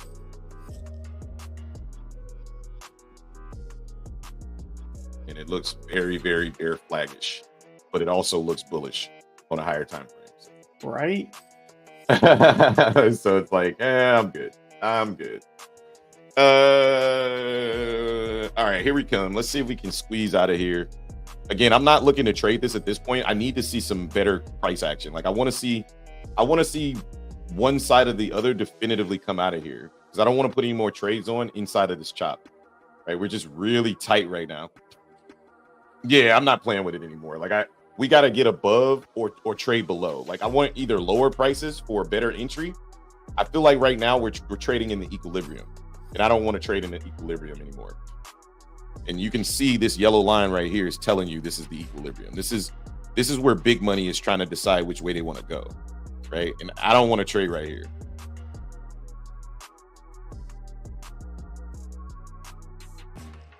Oh yeah, I believe the move is up. I 100% believe the move is up. I just want us to either trade lower or break out, right? Like break out so I can play the momentum on the pullbacks. But as where we are right now, like, no thank you.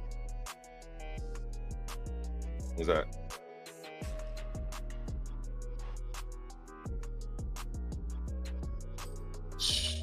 Look at all these buyers.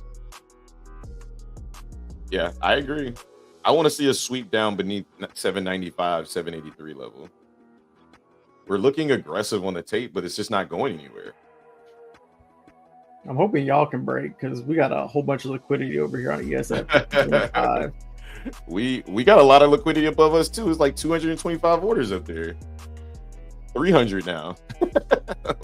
They're definitely trying to hold price down, but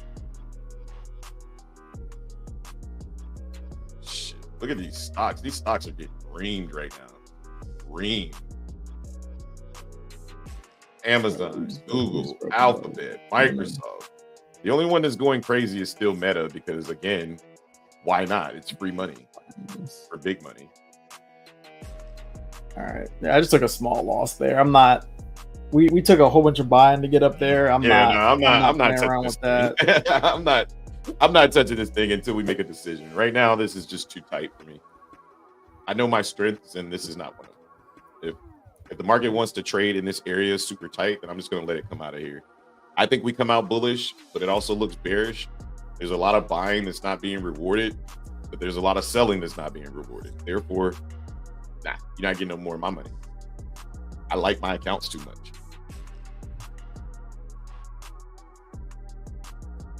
I want to see us trade down into 783. That's what I want to see. Looks like we're trying to get down there. All right, here we go. Breaking out of this bear flag now.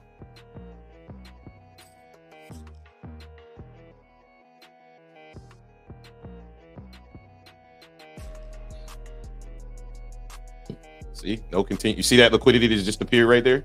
Anybody see that block liquidity that just got put back on the book right there, 795? These guys are trying to get filled down here. In order for them to get filled, they need to sell it down to this level. They need to trap more buyers and sellers. See, they just trap. This is all equilibrium activity right here, guys. This is, I mean, we're in a range that's so tight, like 820 to 845. I mean, it's 25 points, but it's the way it's moving inside the 25 points, right? It's not the 25 points that I would feel comfortable trading. 4 more minutes, 1050 macros. Let's get it. Come and study this time. Let's get it. Yeah.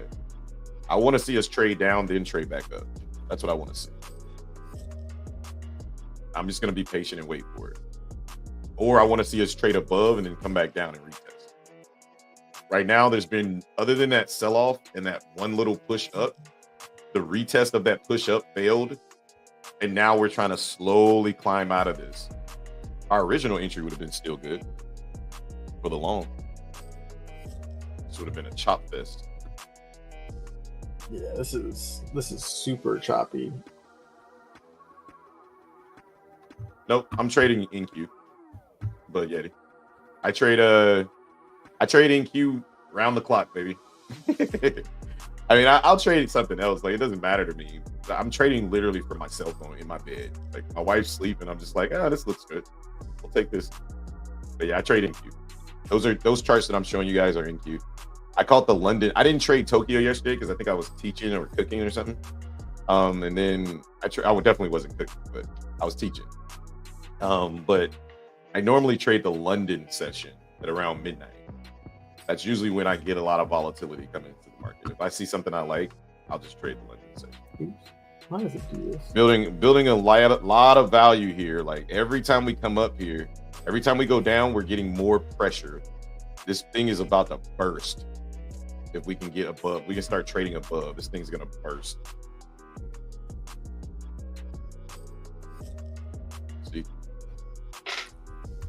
See that? Look at the volume trying to come in here. So right above our head is we have a supply zone at 47. So I'm just chilling. This thing needs to either get going or get going back to the downside. See? Very, very, very, very bearish if we can't break above here and hold. See the bearish diversion? This is triangle. We got the line, we got the CVD line going down while price is going up. That's not good. So let's see what happens. And now we're trying to recover. See how the line's trying to recover? Every time we go up, though, the line seems to want to push down. That's what we're talking about when we talk about divergences. It doesn't mean that it's guaranteed to happen, but it's bending, right? It's bending toward that direction. But buyers continue to buy. Look at the CVD. So this trend just looks disgusting. It's not something that I want to trade. It looks horrible. If you didn't get the low like we originally got, actually we didn't even get the low. We got the pullback and then the drop. And now we're gonna squeeze out of here. These are the worst for me to trade because I never know if this is gonna just, because sometimes we get these bear flags that turn into like, they don't play out. They just turn into like an aggressive push up. And if I don't get the low, even if I get the low, it's hard to hold through all of these wicks. It's like, dude, come on. So I just wait. See the CVD diversion? We came up, price is going up, CVD is coming down. Again, it just tells me that bears are 100% in here trying to drop this thing. And then we got the head and shoulders. We got the head and the shoulder right here, potentially dropping right here. I'm just not touching it because the trend has been so strong that these bulls are just popping right back up every single time. So I'm just gonna wait it out.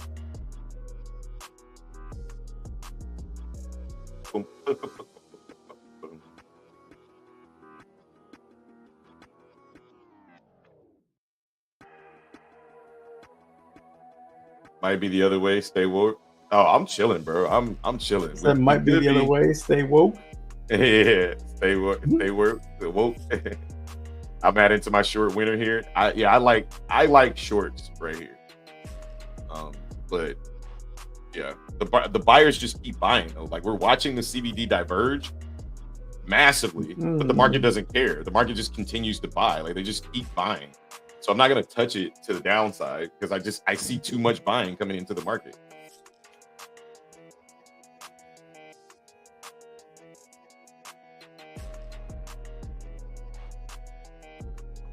I like the bearish. I'm gonna try to take a short right here. This is a really early entry, really risky short, but there's I'm gonna get stopped out. There was a divergence there. I wanted to test it out, but it's been, that's why I was saying it's been diverging the whole way up, but the market doesn't care. That's why I'm not touching it. It got me.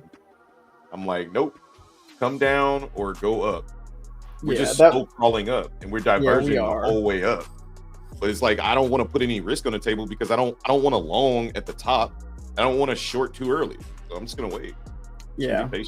I shorted that a little early. There was a divergence. I wanted to test it out, but I also was looking at potential double top there, but yeah. Yeah, the market just keeps pushing. It just keeps going forward.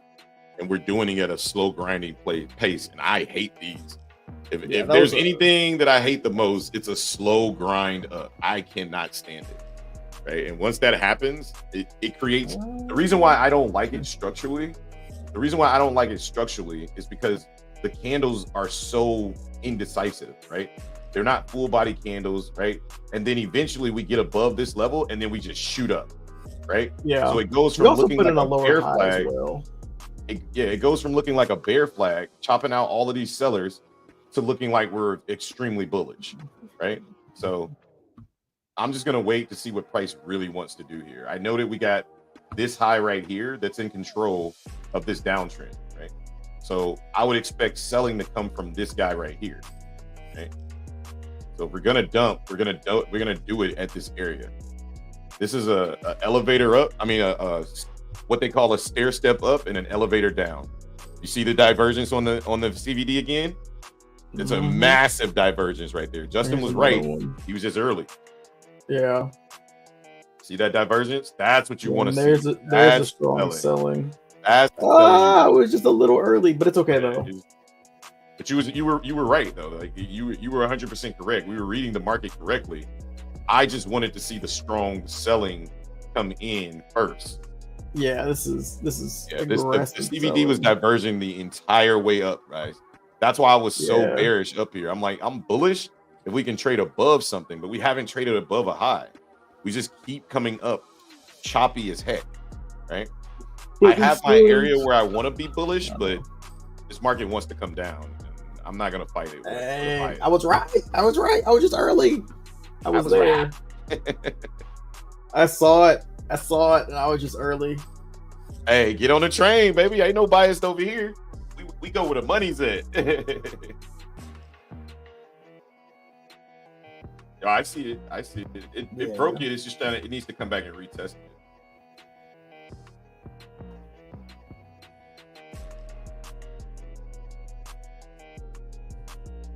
Oh, we still we want to come up for more though. We're coming down. That's just. We're about to consolidate and then drop. Oh.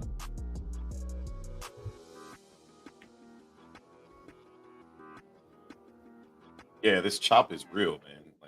Like even the Bulls, the Bears can't stay down either. Like the Bulls, every time we try to sell down, the Bulls come right back up. It's just straight up chop season. Here it comes. Cook season. Like you can smell the accounts burning from here. I'm just gonna stay away from it, man. Like I don't want no part of this. Not until I see something definitive. And every time we push up, we come right back. Every time we push down, we come right back up. Every time we push up, we come right back down. So it's just like I'm cool off of that.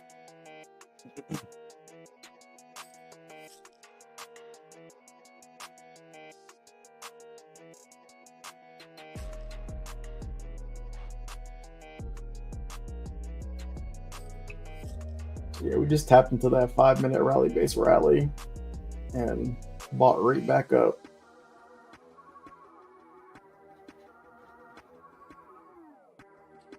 Yeah, and then they're building liquidity on top of that. Let's see sellers try to push it back down here. Selling is continuing, but the buyers are so freaking aggressive, man.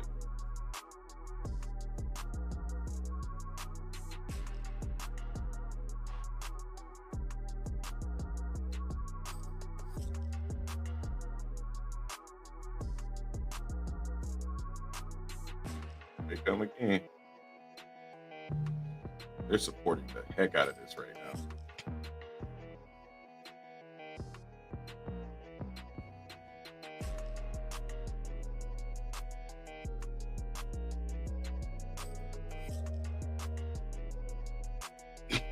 What a freaking bear trap. What a freaking bear trap.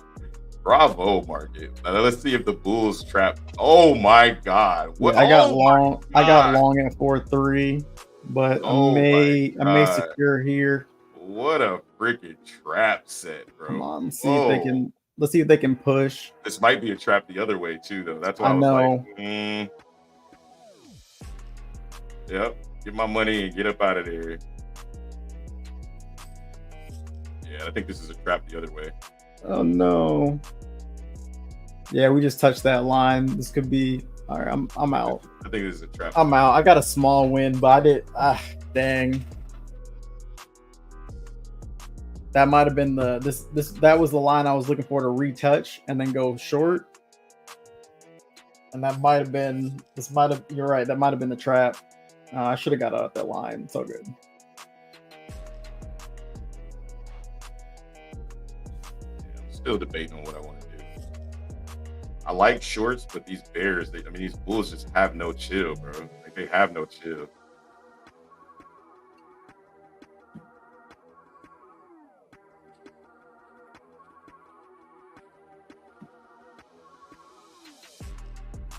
Yeah, we too choppy up here. We're just too choppy.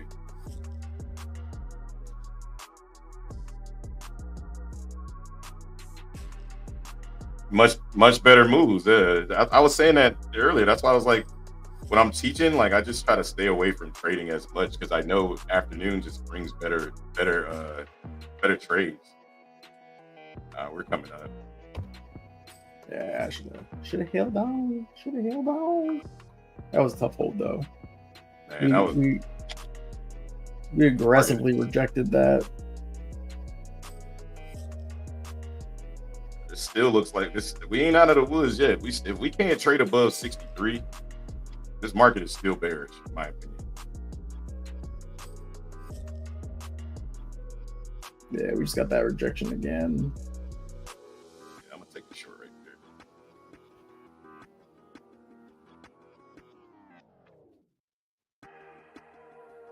Kind of what I was waiting on. I wanted to see one more push out of the Bulls fail. See if they can hold this thing down. There's a lack of selling right there. I'm short with you right there. Saw a lack of selling. It freaking jumped. I'm short 4-0. Unfortunately, it dumped so fast before I could make my decision. I might get caught, but we'll see. It shouldn't come back up to here. I'm risking like 10 points. Oh, this strong buying. I need to see this fail right here. I'm getting out. If this thing pops back up, I'm out. But I like the, again, small buying print right there. I like that. We should come down. There we go. Come on. Come on. I think we can come all the way back down to this low.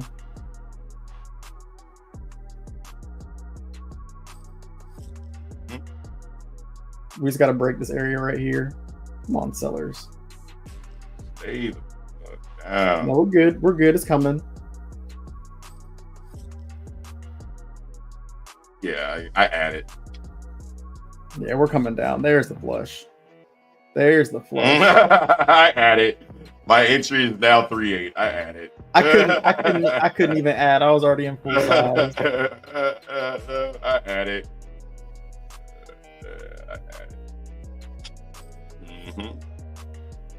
Come on down. Yeah.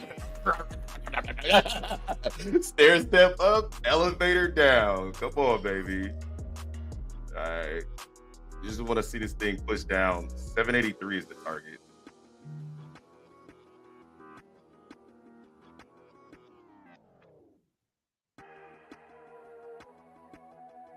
All right, I'm securing profit there.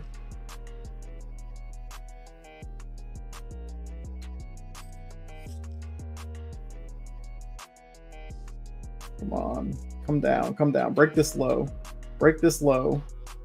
Ah, it's coming back up. Come on, break the low. There you go.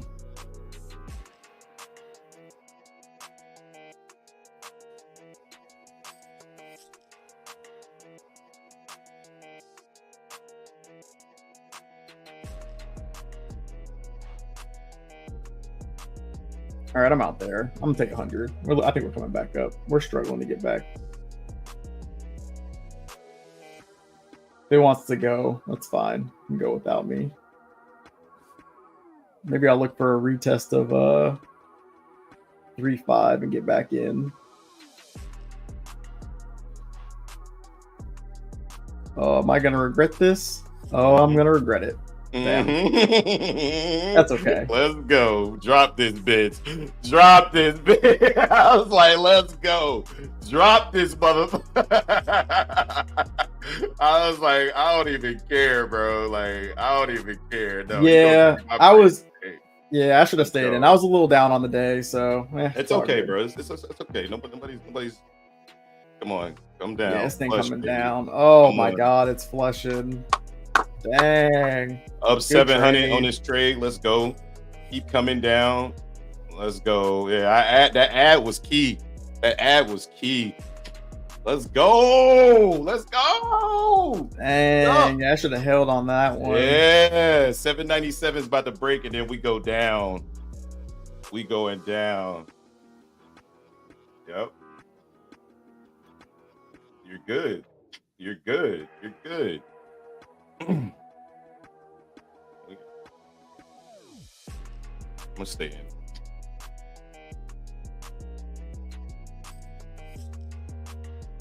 Yeah, I'm expecting a break of this low. I think once we break this low, we're gonna push down. Yeah, I'm tapping all y'all asses out today. Tap out. Come on. 797. Then we go to 783. That's a very bad sweep. I don't like that. All right, I'm out. Dang, I missed like half the move. I caught like half of it and missed the other half. No. No, I was in two. I added 5 I started with 5 micros, then I added another 5. So I was in 1 mini. Oh, you're on a different account. Okay. Yeah. I'm on. How the hell you still. do that? I didn't cut it though. I'm still in. I didn't cut it. I'm still in.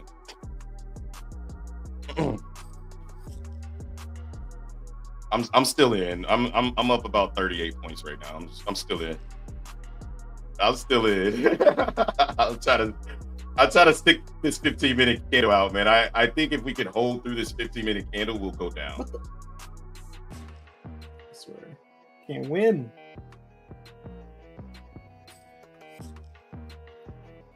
Just trying to risky long entry on a paper trade, but I could have taken this in real life, but it's looking like an inverse head and shoulders right here, playing out on the 1 minute. I think we at least get 10 points back to the upside, but could be wrong.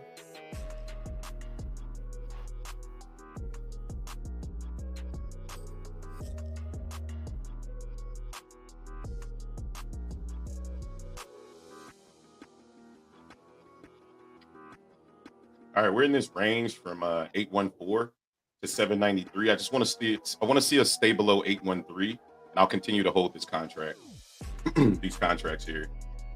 As long as we stay beneath that range, we should continue to trade lower. I'm anticipating this range because we just broke that low. So instead of selling the position, I'm going to try to hold through it and just kind of deleverage the position, right? So right now I'm locking in about 20 points on the trade. So I can't lose, and I'm not upset with the rewards that I can gain from the trade. I think we can get more though.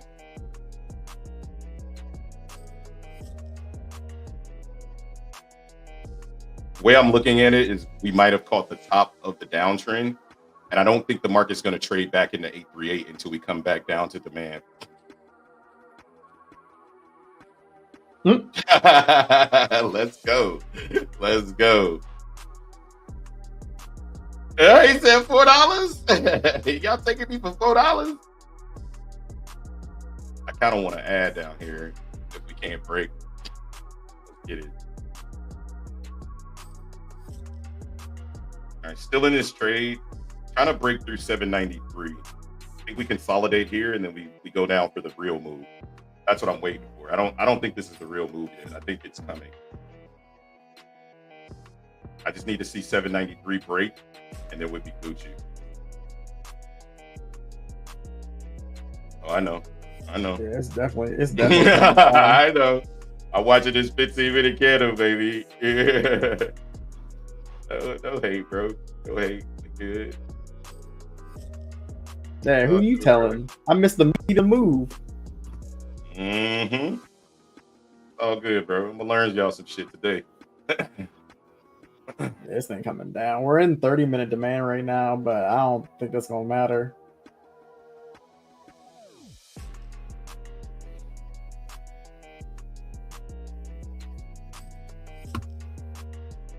Check the staff, the barber chat. I'm cooking this motherfucker.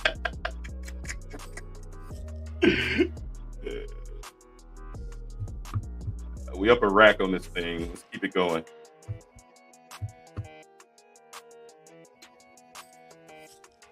We got about 5 minutes left in this 15-minute candle. I'm expecting a nice push. We're at 783 right now, which was the original target, but we're coming down super aggressive. So I'm going to sell 90% of my position right here, and then I'll just hold the runner. Wait, hold on. It's still coming down. This sell-off is real. Hey, took all my bread. All right, I'm out 90% of my position.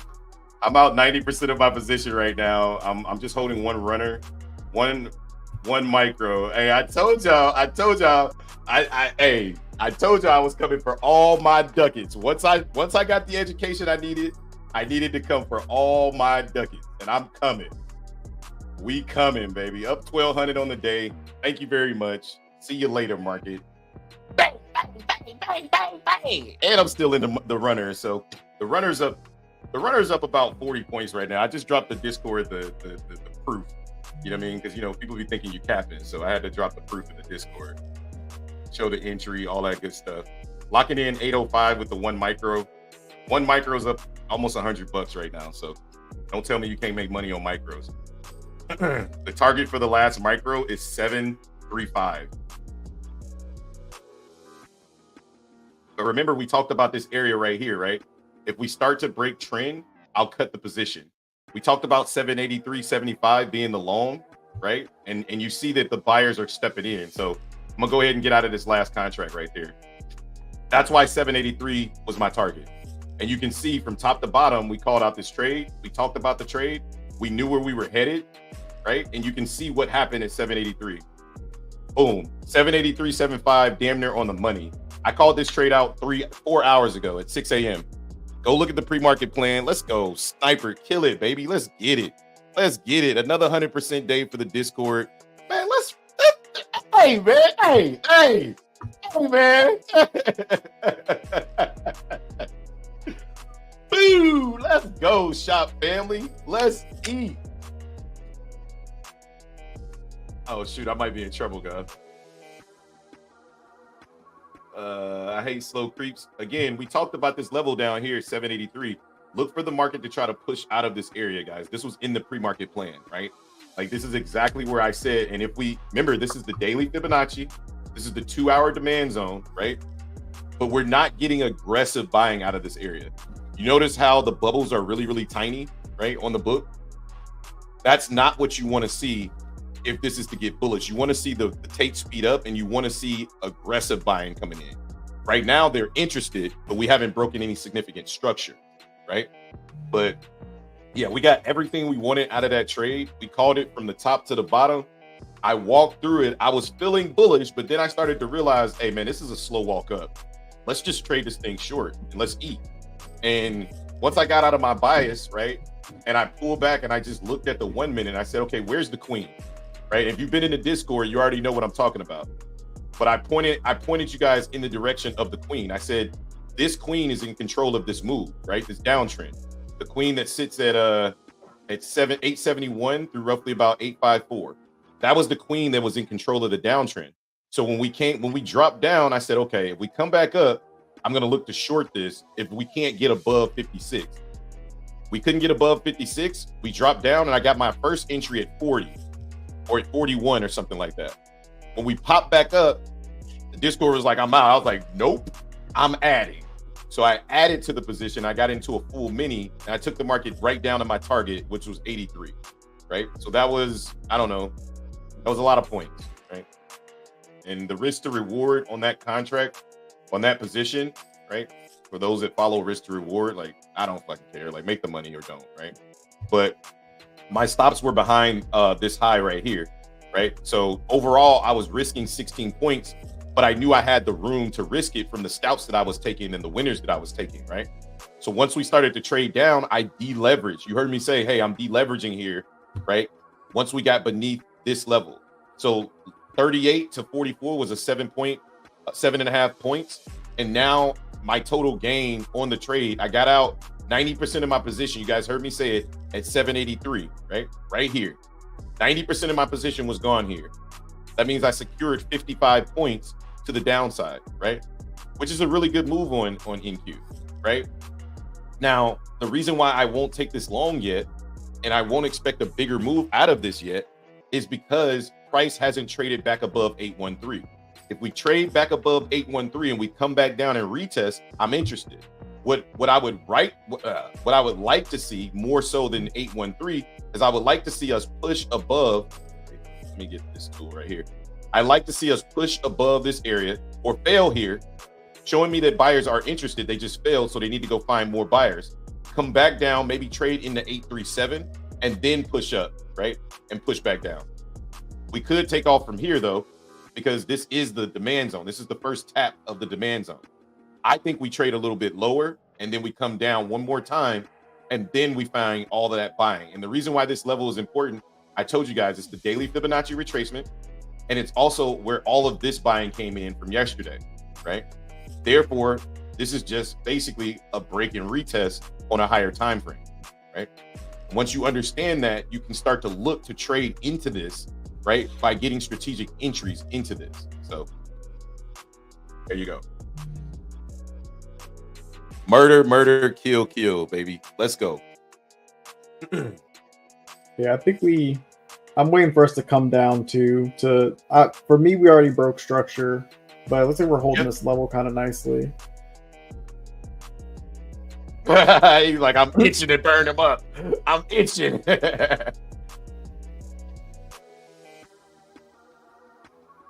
Yeah. Yeah, I have I'm up 1,200 on the funded. There's no reason to trade it anymore. So I'm gonna go over to Top Step X and trade that. And then I think I got a 100K account. I'm up like 900 on the 100K account, but hey, add those stats, baby. Yeah.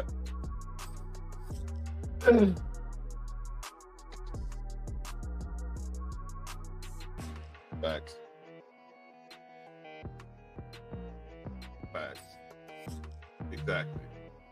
Exactly. And they cheap. Like for us, me and Justin, not you. Yeah, not you. You know, you peasants are only paying $50. Us big dogs we pay $450. Yeah, peasants.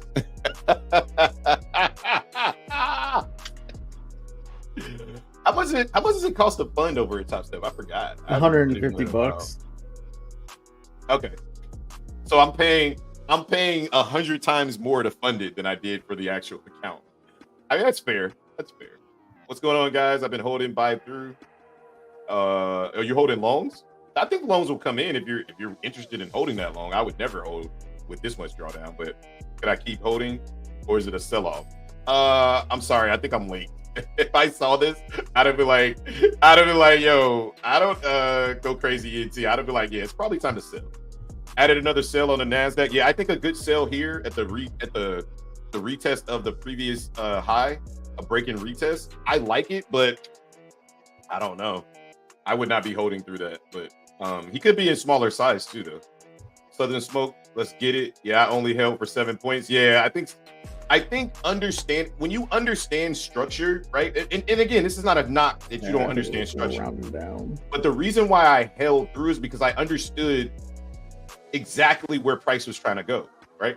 I understood that in order for us to get bearish, the 15-minute candle needed to get beneath this low. And that's exactly what it did. That's why I kept saying we need to break 797. We need to break 797. Once we broke 797, I was confident that we go into 783, but I didn't want to hold for a pullback back down to where I think we go, which is 734. Like my target overall was 736, but I didn't want to hold, not even the runner. I was like, no, I'm good. And I literally could have added back to the runner, but the market is bullish. It's just pulling back bearishly. And I didn't want to hold through any of that. So I would much rather just take all my money. 90% of my money was gone. Made over 1,100 on the trade. And then because of the scalping from earlier, some of the losses, I ended up netting about 1,200 on the day. So I'm good with that. 725 to 26K on practice account off that short. What was your size? What was your size? I think it might go to 1758, but we'll see. Yeah, I'm looking for 34, 35. Like I think I know we test 783. I knew that would be a bounce spot, right? Like we put it in the pre-market plan, right? Like I knew that would be a bounce spot. I knew that would be a target for price. So see what happens. Don't sweat it, Jay. I know that's young stuff. It's fine. But shoot, look to re-enter that joint. That's what I would say. Like, don't take that loss on the chin and get right back in. Or you didn't even take a loss. You took the win. Yeah, I was about to say you took the win. I think the market's about to go. We just had a lot of strong selling right there, and it just got absorbed and we're coming right back up. We're getting that inverse head and shoulders. I did get long. I'm in a little bit of drawdown right now, but we'll see. If not, then I'll just look to re-enter a little bit lower because we're just consolidating down here. Yeah, for me, I want to see us trade above 813 before I get long, or trade down beneath 83.75. But I do like what you got going on over here. I think this market just need to get above 813. We trade above 813. I think you're golden. But we've been doing this. We did this thing here. That same shit that we're seeing right now. We trade above 813 or whatever that zone was, and then we get slapped back down. We get absorbed at the high, and then we get slapped back down. That's why I'm more so bearish biased until we trade above certain levels. See, as soon as we tap 813, zip, we get absorbed. Look at the tape. Oh, I'm looking at it. There's a lot of buying. Right? There it goes, though. Here it goes. Right, now we're trading above. Let's go. Let's go. There Jay. It goes. Let's go, Jay. Let's go, Jay. Back the other way. Tag team. Back again. Check it, direct it. Let's begin. I'm break even now. Yeah, don't that feel good after being in drawdown? You be like, all right. Yeah, it's like, all right, I'm at break even. 100 lots. Yes. 100 lots. Oh, practice account. He said just testing things out. Oh.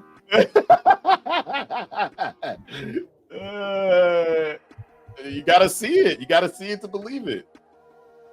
Jay is absolutely dog walking this trade. Let's get it. Let's get it. Why I don't know how high this can go up though. I don't know. We did have. Huh? Yeah, he took it long. Yeah, I took it long. Took it long off the tape. So 23 is the rejection level. So be careful up here. That's where that big is. Please, just come on home, bro. We miss you, bro. Yeah, 23 is going to be suspect up here, Jay. So you see the lack of buying. I'm watching it closely. There we go. There we go. I didn't even need to say getting to the point where he's trying to stop being so tribal. All right, I'm out there. Yeah, that's what I said. 23 is going to be tough, but I think I secured a little bit less than 10. It's fine. Keep trading, baby. Keep trading. Keep trading. If we come back down, I'll look to re-enter.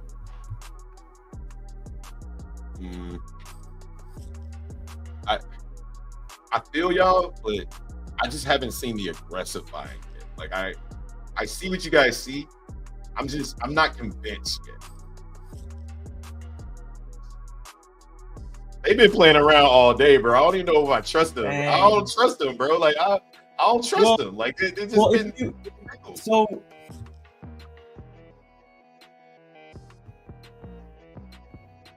Mm-hmm.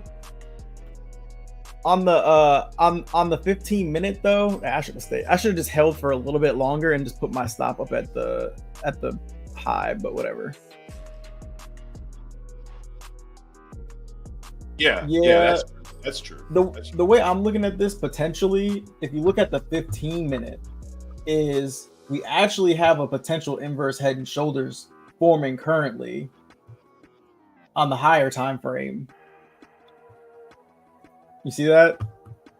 Oh, sorry, brother. I was I thought you were talking to them. I was trying to find the pre-market plan and take screenshots to get ready for my team. I'm sorry. What did you say? If you look at the 15-minute, we might have an inverse head and shoulders forming. We came down. Oh yeah, beautiful. Yeah, popped up. That's actually. We came back down. I might have just popped back up. We came back down, and now if we can pop up and break this, come back down and test, and then we're out of there. Well, here's what I'll say. If you look at the 15-minute and you look at the stocks, right? Like the stocks is what kind of guide my bias a little bit. And you just draw 50% wick to wick on the fib from the top to the bottom of the previous 15-minute candle. Look at where we rejected. See that? Where? We're rejecting 817, but I mean we're rejecting 825, but that's right beneath the 50%. So I would be more inclined to look for shorts. So if you go to the 15-minute, draw Fibonacci retracement from that higher wick to the bottom of the wick to wick on that candle. Of the previous candle? The previous candle, correct. Okay. See that? Oh yeah, we're trying to get above that 50%. We're trying to get above it, but we keep rejecting it. So I would be more inclined to believe that the market's trying to go lower because of the simple fact that even though sellers have taken us down, buyers have not shown that previous interest that we've been looking for. And the market has not shown the ability to get out of this trend as of yet. Therefore, add in the additional information from the stocks, right? It makes me bearish. Until buyers change my mind, I'm not looking to hold longs long term. They're only scouts until they turn this around and start taking out queens. This entire trend, they have yet to take out any queens.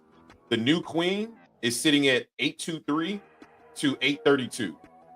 That's the next queen. If they take her out, then I'm interested. But until they start taking out some of these queens, ain't nothing to do but short the market for me. Well, there's nothing to do as far as a longer hold but short the market. Yeah. Yep, there's the pop. Yeah, I thought this might go. Yeah, I agree. But I think we are coming back up though. I don't know. If we get above 32, I'll be convinced. If we trade above there and close, I'll be convinced. If we can't trade above there, we're just gonna reject again. Huh? Oh, I said that was another long opportunity right there for a quick 10 points. Yeah, I think we reject here at 26 again. Because again, we're trying to take out this queen. We're trying to take out this queen, and we just can't do it. And we're stair stepping up again. Yeah, but this time we're doing a little bit more volatility, though. I agree. It definitely wasn't as barcodey as the previous. That I'm glad I stepped away from that price action because that's where you lose all your tokens, right? Like, yeah, go for it.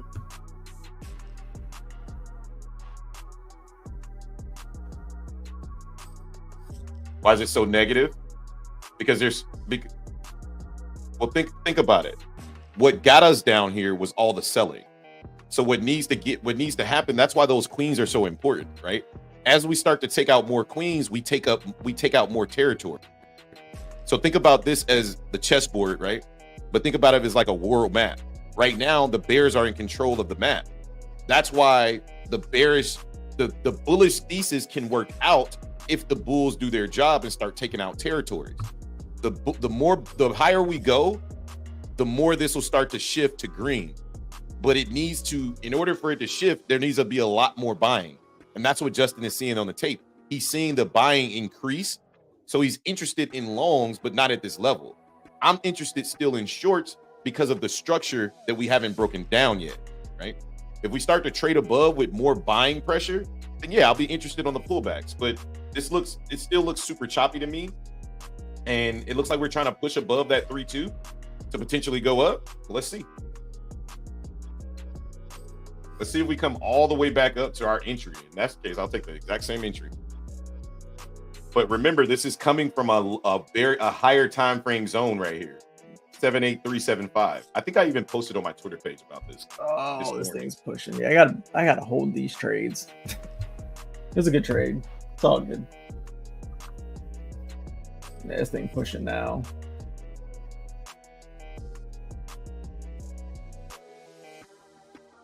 Well, I think, what was your entry is the question. I don't remember. It doesn't show, but I know I was a little late. See, you can hold the entry, you can hold the trades, but it's the entries that are screwing you over, in my opinion.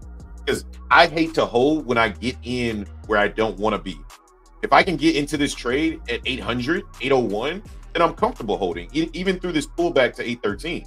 But if I get in at, I don't know, you get in at 812, right? Or you get in at, freaking in the middle of the push at 816, and then it immediately pulls back, it's discouraging.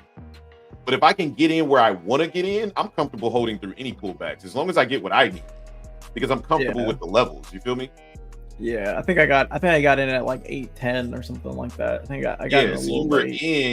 You were in just a tad bit late, so like it's harder to hold when you're later.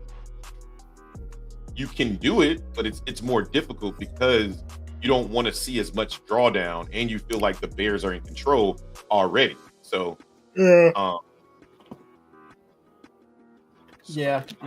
I agree. It was a tougher hold. I really wasn't trying to hold through a pullback unless we like really ran, Yeah, facts. But we're just stair stepping our way right back up. Where's the pre-market plan at? There it is. No, that's a shop trade. It's pre-market. Yeah, I'm gonna wait till the afternoon and take any more trades. I don't trust longs. Like they just do not. They are not giving me warm and fuzzies this morning at all. I trust them if we can come back down and tap that liquidity though, one more time. We're doing the same. We're doing the same thing. One of this is just gonna be a failed rally. To dig lower.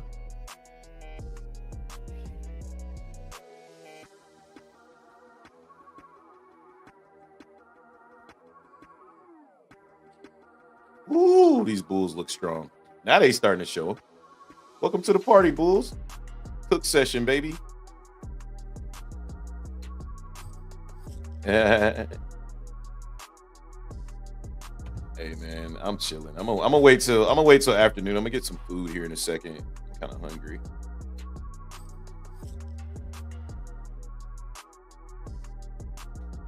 Oh, nice. Look at these freaking bulls. They are. Oh my god. These bulls are soft. I'm sorry. These bulls are soft.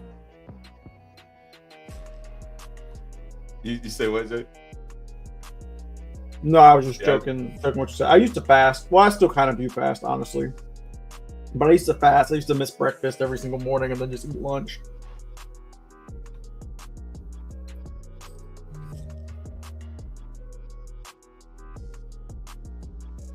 Yeah, I didn't do intermittent. I guess I intermittent fasted, but not for the reasons that most people intermittent fast. I did it more so because I was tracking my macros and calories and stuff, and it was easier to eat 2 big meals and not eat breakfast than it was to eat breakfast and then eat like two smaller meals for lunch and dinner. I like to just load up on the back end.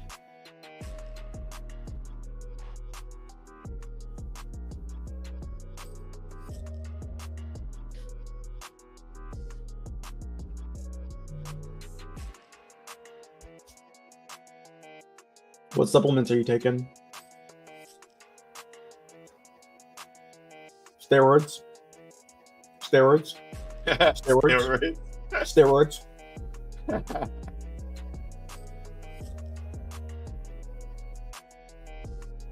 like steroids. Yeah, sounds like steroids to me. Totally sounds like steroids to me. Sounds like steroids. But that I also skip breakfast. Yeah, I'd be skipping breakfast. I'd be skipping the hell out of breakfast. Yeah, I'm crazy. Why you take ashwagandha, Hustler for Life? Why you be taking that ashy?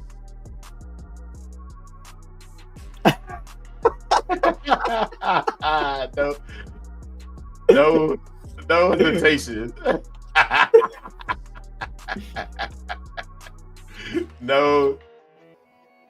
No hesitation. Yeah, at all. Yeah.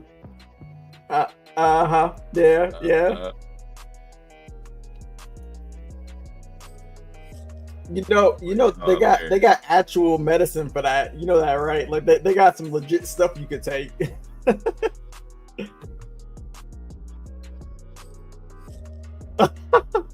Hey, the shorts might be coming in here. I'm not gonna lie. I'm liking what I'm seeing off the CVD divergence.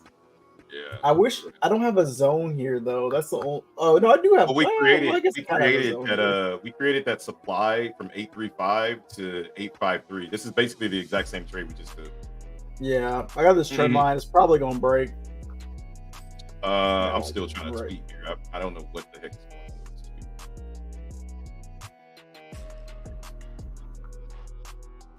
What I might do is I might do what happened here is I might let this trend line break, come up and retest it, and then as it's failing, take the short. Just because I'd much rather allow this whole thing to break, and then with some destruction. Why was that so difficult? The market, the computers these days, man, I swear that was not supposed to be that difficult. I done missed this whole bearish move down here. That was supposed to have been a kill count for me. All right, bullish. Yeah, we're still not. We're still not getting that breakdown though. Yeah, we're holding this low. Oh, here it comes. All right. And then what was the bearish plan? Weak rallies 923. I think we nailed that too. Oh, look, yes, literally tapped my other 45-minute after breaking out that bear flag. Yeah.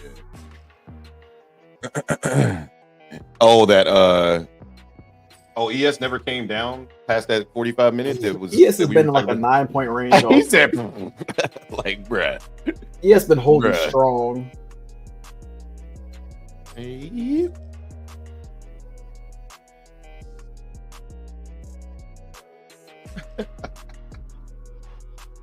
Oh my god, bro. We had this market dead to rights. The funny part is, what's funny is we had the market dead to rights and we're actually taking advantage of it now. Like that was the big thing before, is like we weren't taking advantage.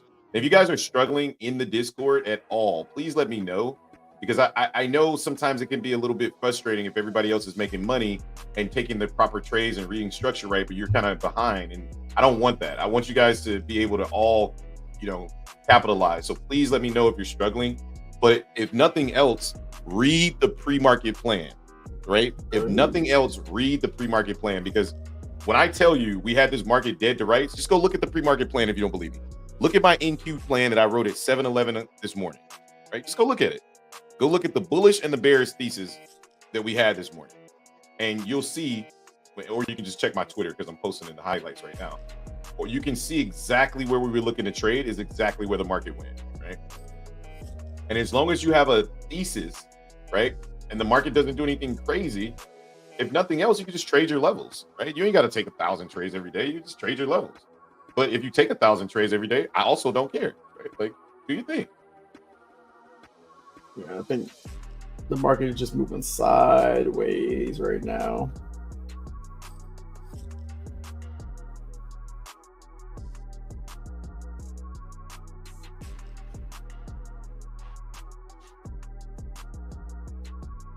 Bro, today was a smoke show, bro. Sue! Sue! Come on down. I should. You know what though, Valdez? I was going to add 20 micros. When we started to push down, I was about to add 20. I was like, I should probably add another 10 because sometimes, like in my practice and on my larger account, right there, instead of adding 5, I add 15 or I add 25 right there. I'll go in full port, three minis, and then just walk it down to my level.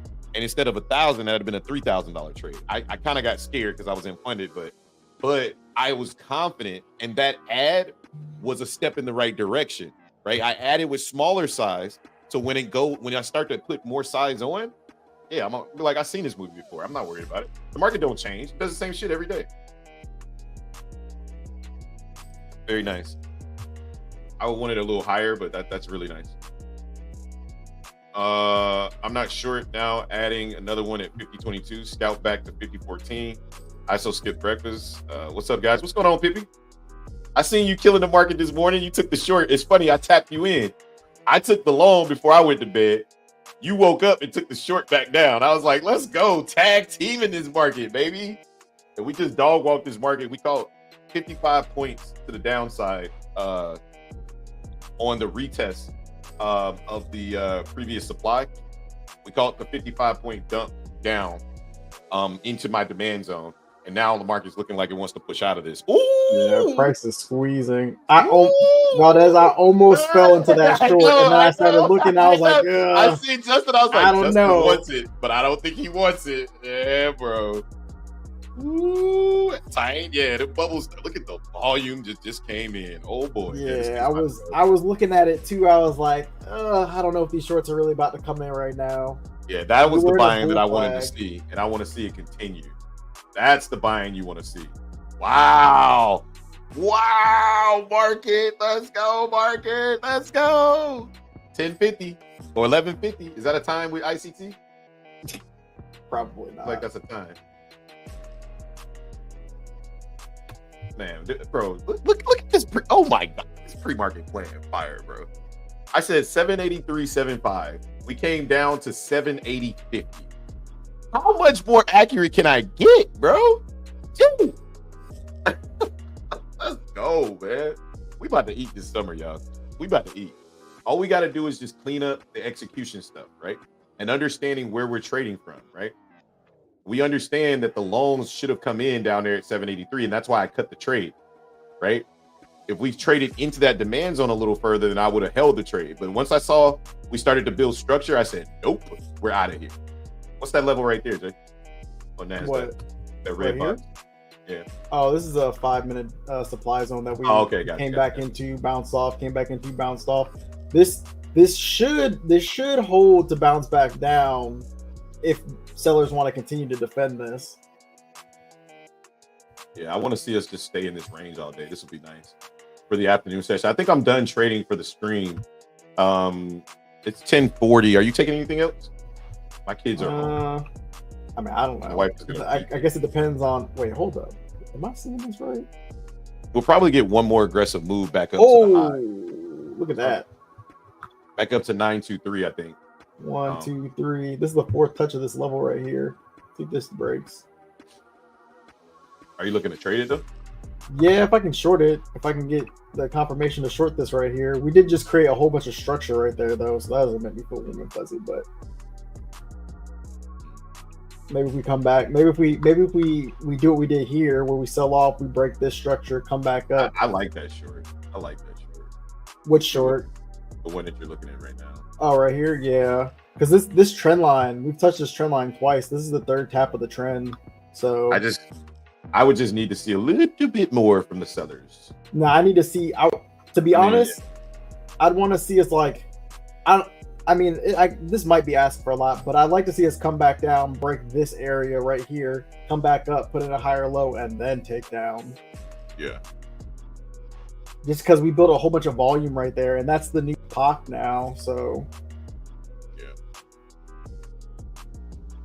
Oh. Debating whether or not we're coming up. The 15-minute looks super bullish. Yeah, that 1 15-minute candle was all I needed. That's crazy. 1 15-minute can change your life, man. I mean, if you add size to that, that's 55 points. I add 10 freaking minis to that. Ball game.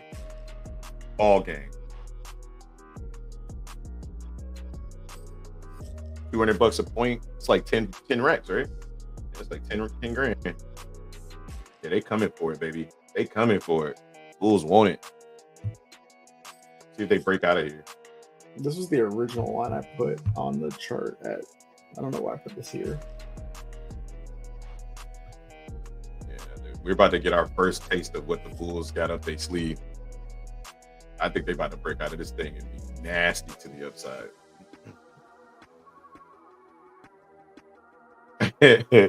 Yvonne came in. He's like, man, the longs ain't longing.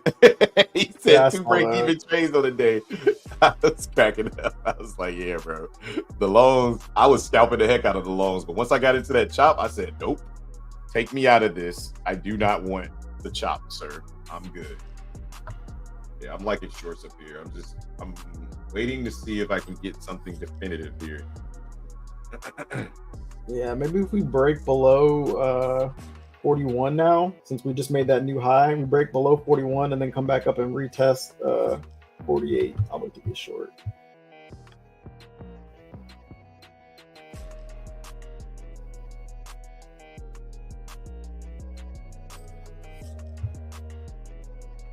Yeah, because this pullback, we made this new high.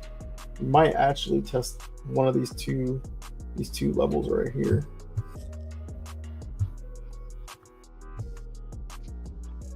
Let me put it at, what's that, 47, 50? Okay, yes, it's this one.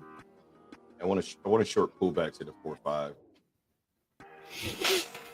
And I'm looking at 48, 25. But I would like to see this drop and break this low right here first.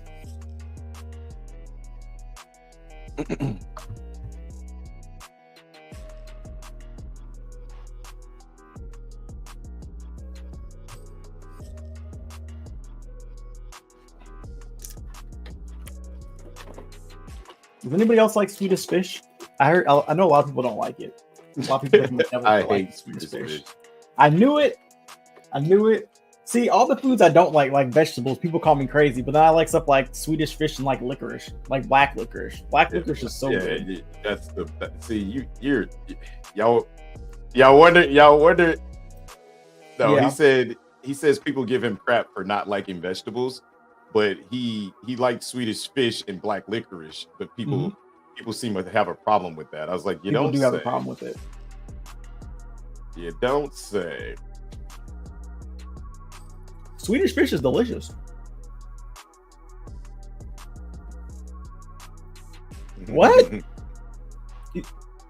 He don't like Swedish fish, but he'll like fish. That's what he said.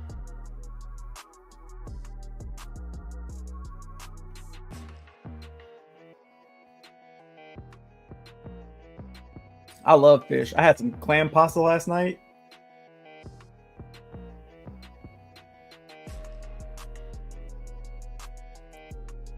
I'm looking for shorts here. I'm just waiting. I am too, but they're not looking like they want to come through here. There's a lack of buying right there. It's a high. I like that. Yeah. All right. I'm taking the short there. Yeah, I'm short 4-2. I'm just going to risk the high. We push. He said it didn't really work out for me. I think it wants to come down, man, but we're chopping. Yeah, these bulls are starting. They're trying to buy, but it's looking like it's gonna fail. I'm just hoping we get a strong push down, but we'll see.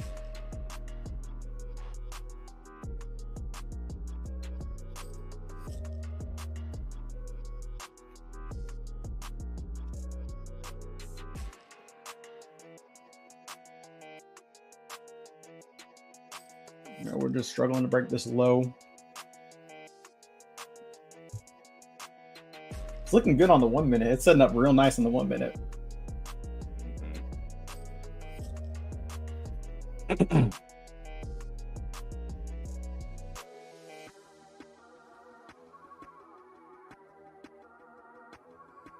Come on, NQ. Still looking good. I like all the wicks. Them upper wicks look so beautiful. Just need this thing to drop.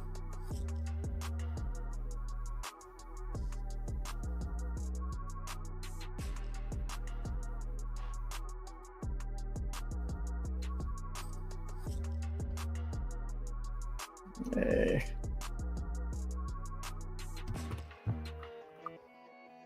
There it goes. Oh, come on.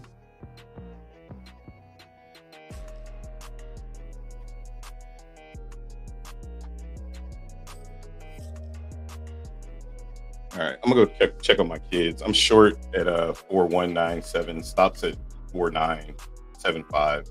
Whatever this thing wants to do, I'm willing to accept the loss. But I'll be back. I'll be right back. You put your stop. I'll risk that too. My stop's at 4.7, so I'm only risking $50 because this should push down. It might be a little slow. Yeah, there it goes. It's starting.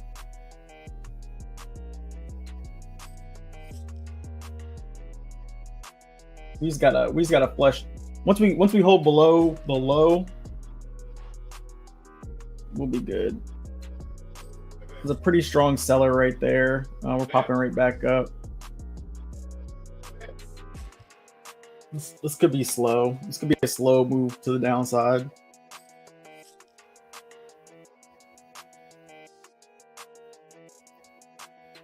I'm just hoping we don't. I'm hoping we don't pop up.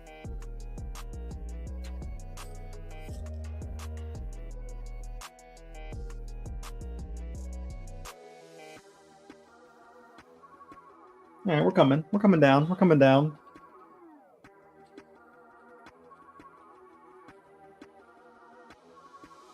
Because honestly, with this one, if this puts in this higher low or this lower high here, we could come all the way back down to the low and break the low again. Mm-hmm.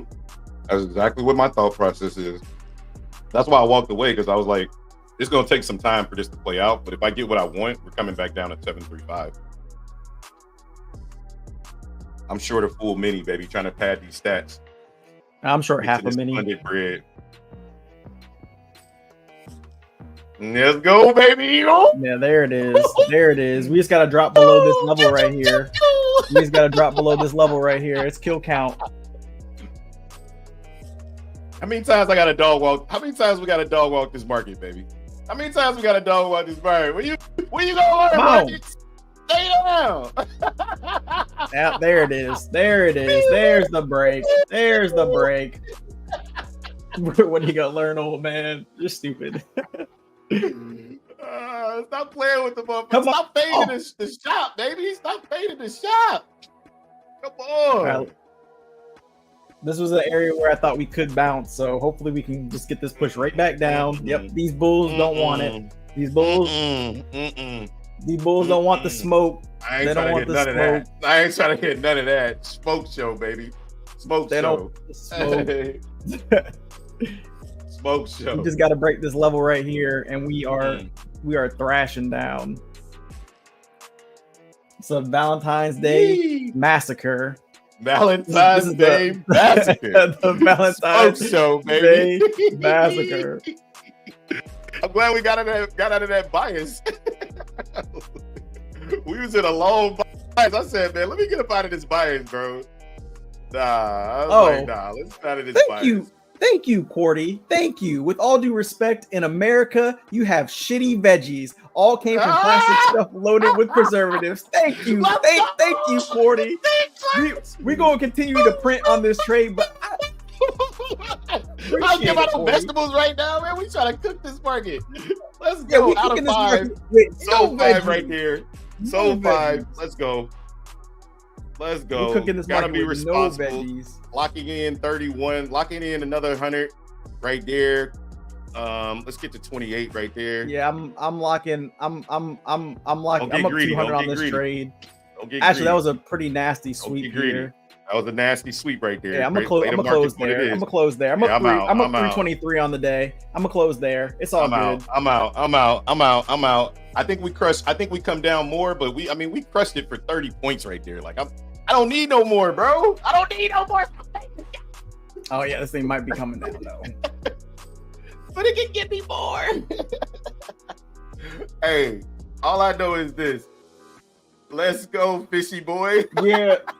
Because this might be a lower high being put in right here too. My original target was back to 783, but I'm understanding that we're in an uptrend, right? And we could just bounce at 814. Remember, 813 has been the level, right? Like that's been our level all day. That's kind of like the retest of the previous high, all of that good stuff. That's why 813. When I saw 813, I said, okay, it might be time to go, right? I want us to come because right now 813 is basically here. Let me show my screen for a second here. I got you. Oh, there we go.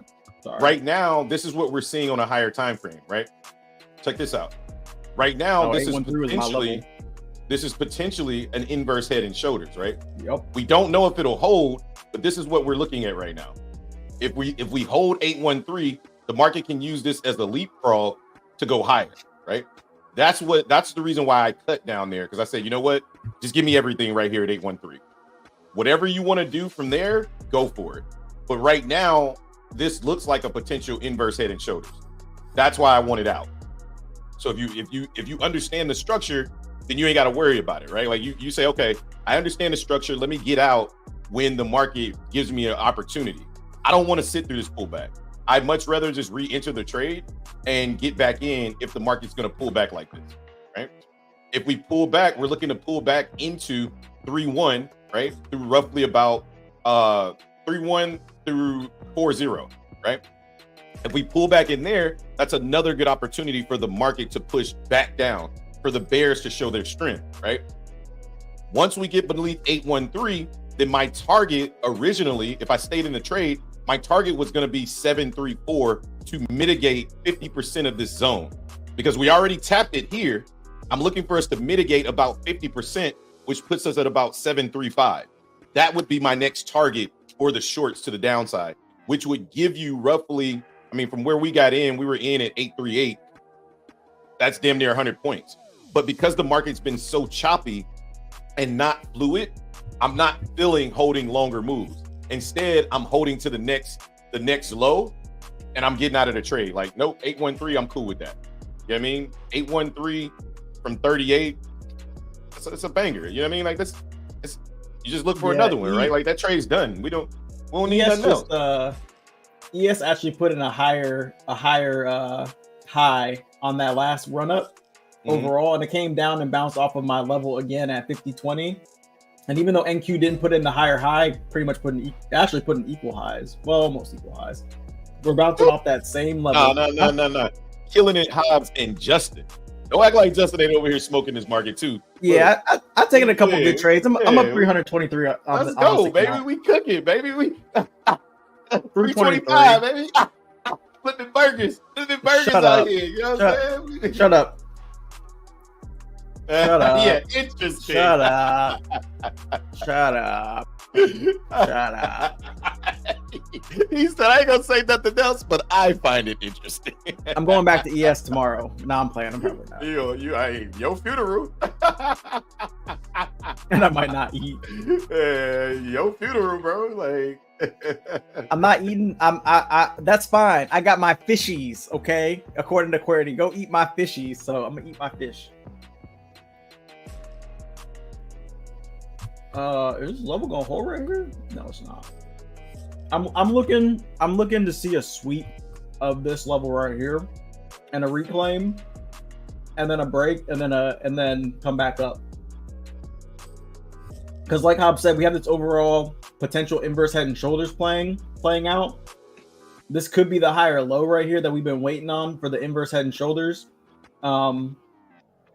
I just want to see. I want to see if we can hold this level. Well, I want to see us break. I want to see inverse head and shoulders within the inverse head and shoulders. I want to see us come down, come back up, break, come back up, come back down, and go.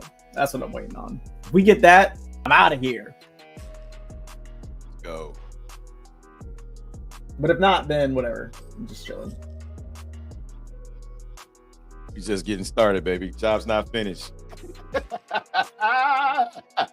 We're killing this market. Let her come on down.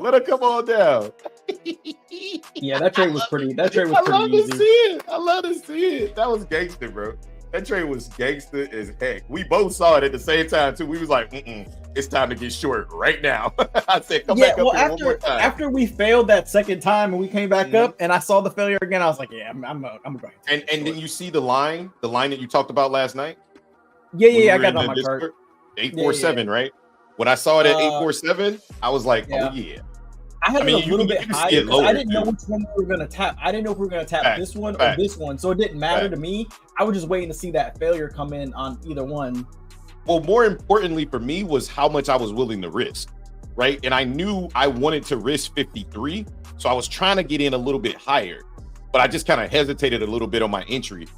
And that's why I try to like go to those. Why were you trying to risk 53? Oh, I'll show you. Was the... I'll show you, sir. Let me show you. Because I was only trying to risk the high, and then I once we started getting going, I was like, yeah, I'm not risking the high no more. I'm risking like 5 points. So check it out. You see my screen? Oh, let me show you. I got it. It's good. I'm gonna show you why I was trying to risk 53 because I identified this right. I identified this as the head right here. Yeah, I did too. And once I identified that as the head, I knew that I wanted to be short somewhere around here, right? Same. That's why my risk, I wanted to risk the high, which was... okay, we're good. On TraderBait is 53. On here, it's 51. Sorry. Okay, I was looking at it. I was looking at it on TraderBait. I was also risking the high, and I was like, okay. But then as soon as we started to push down, I was like, okay, if we break that low there, I was like, I'm only risking the high of where I got in from because I got in so early. But it looks like we put in a this is true buying, guy. This is that inverse head and shoulders that we was just talking about. Mm-hmm. Yeah, and this is see right here. See on the CBD, we actually got a CBD divergence there. That was really nice. And on that one, I could Like I could note this and be like, okay, if it taps my level and I miss that trade and it doesn't come back down. I always get mad when I miss these. Can you see my screen, Valdez? Can you see my Hustle for Lights, can you mute your mic, sir? Oh, you're good. So see here how if we draw this line here, see how price made a higher high here, but see how the CVD made the lower high? That's what I'm looking for. And this one is clear. Like Hobbs sometimes has problems spotting these, but when they're clear that Hobbs can spot them, I know it's a good divergence. Yeah, man. And you can see this was. I don't be looking for them. I just be like, oh, that's a divergence if I've ever seen one. Yeah, this is a good divergence right here. And now, but see here.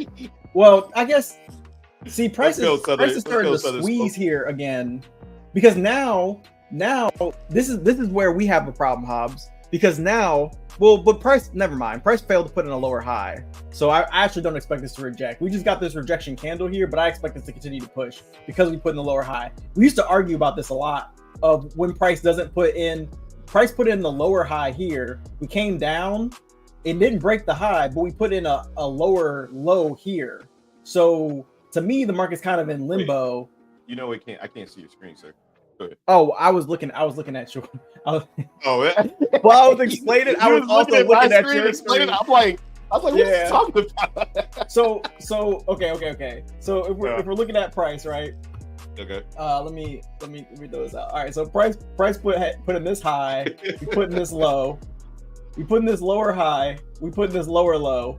Price put in a lower high here, but failed to put in a new low, right? Yes. So we expected to come back up and reach the high, and now it looks like it might. And now it looks like it's going to dump and go lower, but we'll see.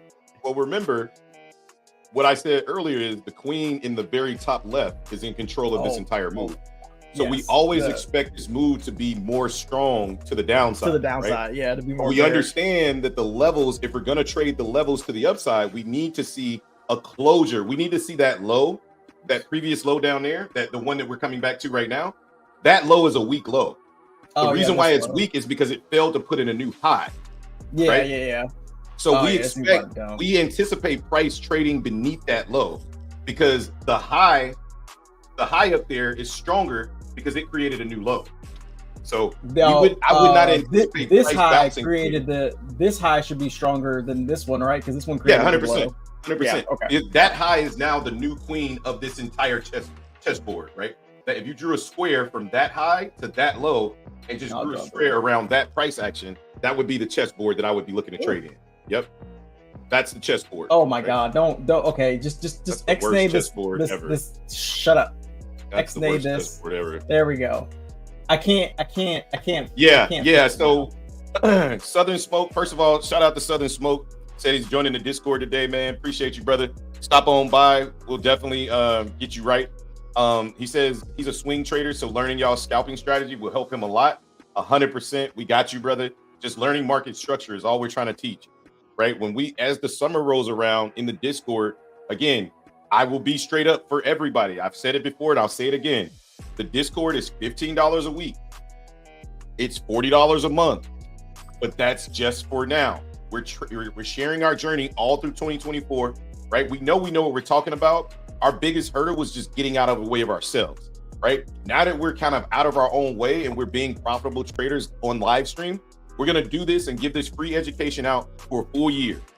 If you want to join the Discord at the prices that it is now, it's $40 a month. You're more than welcome to do so, and you'll be locked into that price. However, come 2025, we're getting off of YouTube every day, and we're only going to stream live in the Discord for Discord members. When we come on YouTube, it will be to drop videos of our progress and to drop live streams only on like CPI days and stuff like that. And then the price will go up, right? I'm not sure where it's going to go up to yet. I haven't decided, right? Justin and I will have to talk about it, right? But once the price goes up, $40 is gone. But the $40 tier that you guys will be locked into will forever remain there. So just giving that a heads up, I want to be fully transparent with what I'm trying to do and what I plan to do.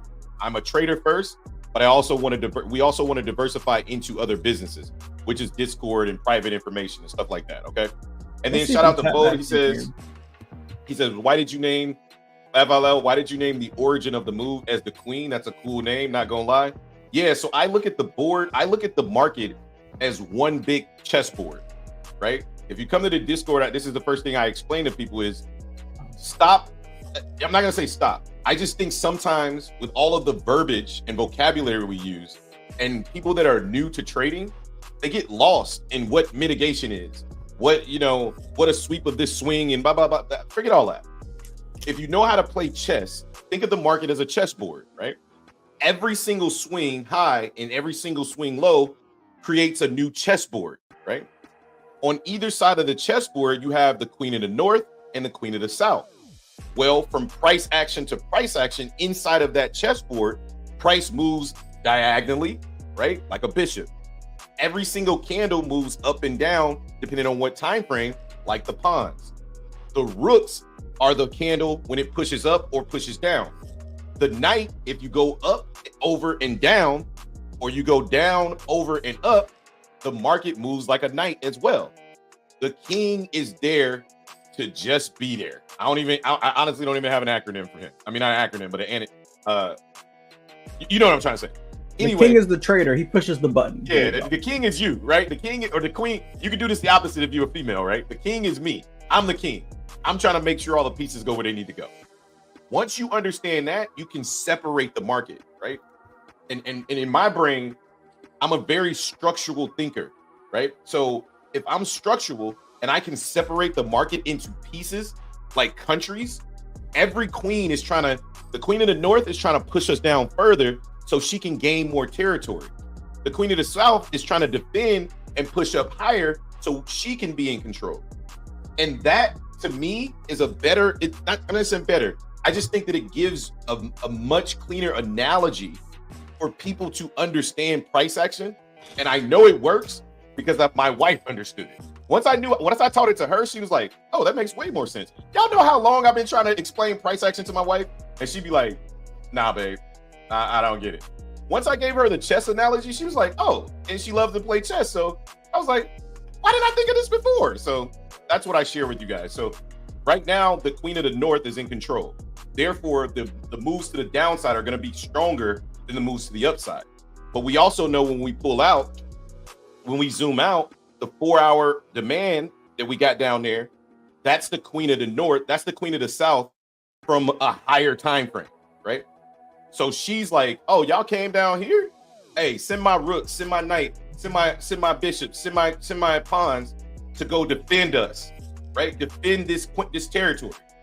That's what I look at supply and demand zones are. They're just territories for buyers and sellers to defend. So thank you for that, Jim. Be worth them more than gold. Yeah. Hey, you told it to me yesterday, and I was like, huh. He's very good at analogies. I'm not gonna lie. Yeah, he got an analogy for everything. Yeah, but my brain just works better with analogies, right? And I know sometimes I can talk in circles, but if I can give analogies to my children, right, that work for them, they get it automatically. They be like, oh, why you just didn't say that? I'm like, I love y'all so much. But then when I give them to my wife and I know she gets it, oh, I know I can share it with the people on here for free. And I share it to the Discord members for premium costs. Like, I don't care. I'm not a gatekeeper, guys. I'm just not a gatekeeper. I want to share all of my information. But in 2025, you got to pay. That's it. And I know people going to be upset. But I'm letting you know right now, the price is going to go up. If you don't join the Discord now, the price is going to go up. And Justin and Hobbs are not going to be on here for free. So in regards to the Discord, Pippi, that $40 is like, yes, Pippi, $40 is locked in forever, right? If you get in 2024 at $40 a month, you're locked in forever throughout the entire time I have the Discord. You will never pay more than $40. I have members in there that were locked in cheaper than that a year ago. And they've been with me for over a year and they've seen the growth, but they're locked in at a cheaper price than 40. You feel me? But they knew you won't find that unless, well, actually, I should probably figure out how. Yeah. Never mind. Don't go looking for that price. Yeah, don't go looking for that price. But I'll say this. The people that are in my Discord that have been with me for over a year, they know the potential value that Justin and I have.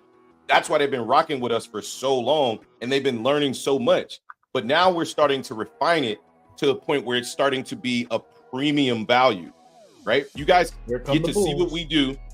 Hey, I appreciate you, Pippi. You guys get to see what we do live and in full effect every single day. We're calling out bangers. We're making people money, real money, right? And all we ask is like and subscribe. If you use Apex, use this code down here, right? Down here, right? Use that code. And if you can, support us in the Discord while we're still working. Because we ain't getting no money from this. Let's be real. Only thing we making is out of the market. What we can pull out of the market. YouTube don't pay us nothing. We too small. Apex don't pay us really nothing. We too small. Top Step don't even want us. We too small. You know what I'm saying? So like only thing we can do is say, hey, to support us while we're growing, you ain't even gotta show up in the Discord. It's more of a support thing. If you already know what you're doing, don't show up. But if you want to support and you need knowledge, come on in, bro. The shop is here. Well, also this too. Trading is a really lonely thing, and when you have a community of people who you can talk to, I think that's the bigger, in my opinion, the bigger thing about Discords, right? Like, especially with our Discord, because I've been in Discords where. Very nice, brother. I wasn't even looking at the market. Fire trade. Longer 22 on that pullback right here. I see it. Yeah. I see you, bro. Yeah, I see you. That was a good trade. But a lot of Discords. I know. A lot of Discords, they won't allow you to trade your own trade. They want you to trade a certain way or whatever, and that's cool. But I like the Discords where everybody's trading differently. Oh, appreciate you, D Money. Just landed in the Discord. Is that something smoke? Probably Pippi. Or Pippi? Is that Pippi? But yeah, a lot of Discords, the good thing is the community aspect, right? You're around other traders, other people who have like-minded goals and stuff. And because sometimes, like how I was saying, like family doesn't really understand. It's really hard to explain. They think you're gambling, whatever. It's a lonely world. I think that's why we all come here on YouTube and watch other people trade or trade with other people. And it's just another way to build a family, 24/7. So I would say that's probably one of the biggest. Hey, I'm gonna need you to chill, taking all the money out the market, Valdez. He dog walking this trade right now. He said, "I know you're." That was nice. That was nice. Yo, you know what? I gotta go make another 15 a day so I can fund the Top Step joint. When I get off the stream, after I eat, I'm gonna come back and I'm gonna make 1,500.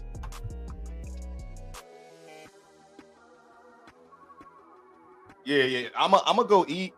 I'm gonna get off stream and then I'm gonna go eat and then I'm gonna come back and I'm gonna see what I can find in the. Now that we know that the market wants to flip, that's fine. But Jay, you taking any trades? Man, I'm ready to get out of here, bro. It's 11:30. I mean, I'll probably keep trading, but I don't gotta do it on live. I'm waiting for this pullback back into the range. Dope. All right, ladies and gentlemen, I was just telling Kayla the other day that I'm joining soon, if nothing else, just as repayment for y'all putting me on.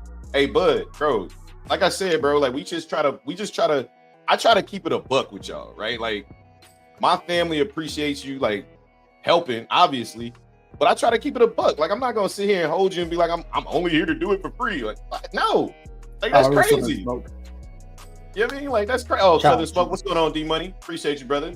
Appreciate you. We got you. I'm gonna do a Yeah. My man in the Discord been long since 22 while we've been bumping our guns, but let's get it. Ladies and gentlemen, that is the end of the stream. Thank you guys so much from the bottom of our heart for stopping by and chilling with us, allowing us to share with you guys our journey and our education. We appreciate you so much, but please make sure you tip the barbers, aka hit the like and subscribe button, turn the notification bells on so you get notified every time we go live and or put out a video. That guy over there is Jay Seals. My name is T Hobbs. This is the Trader Shop, and we'll catch you guys on the next one, man.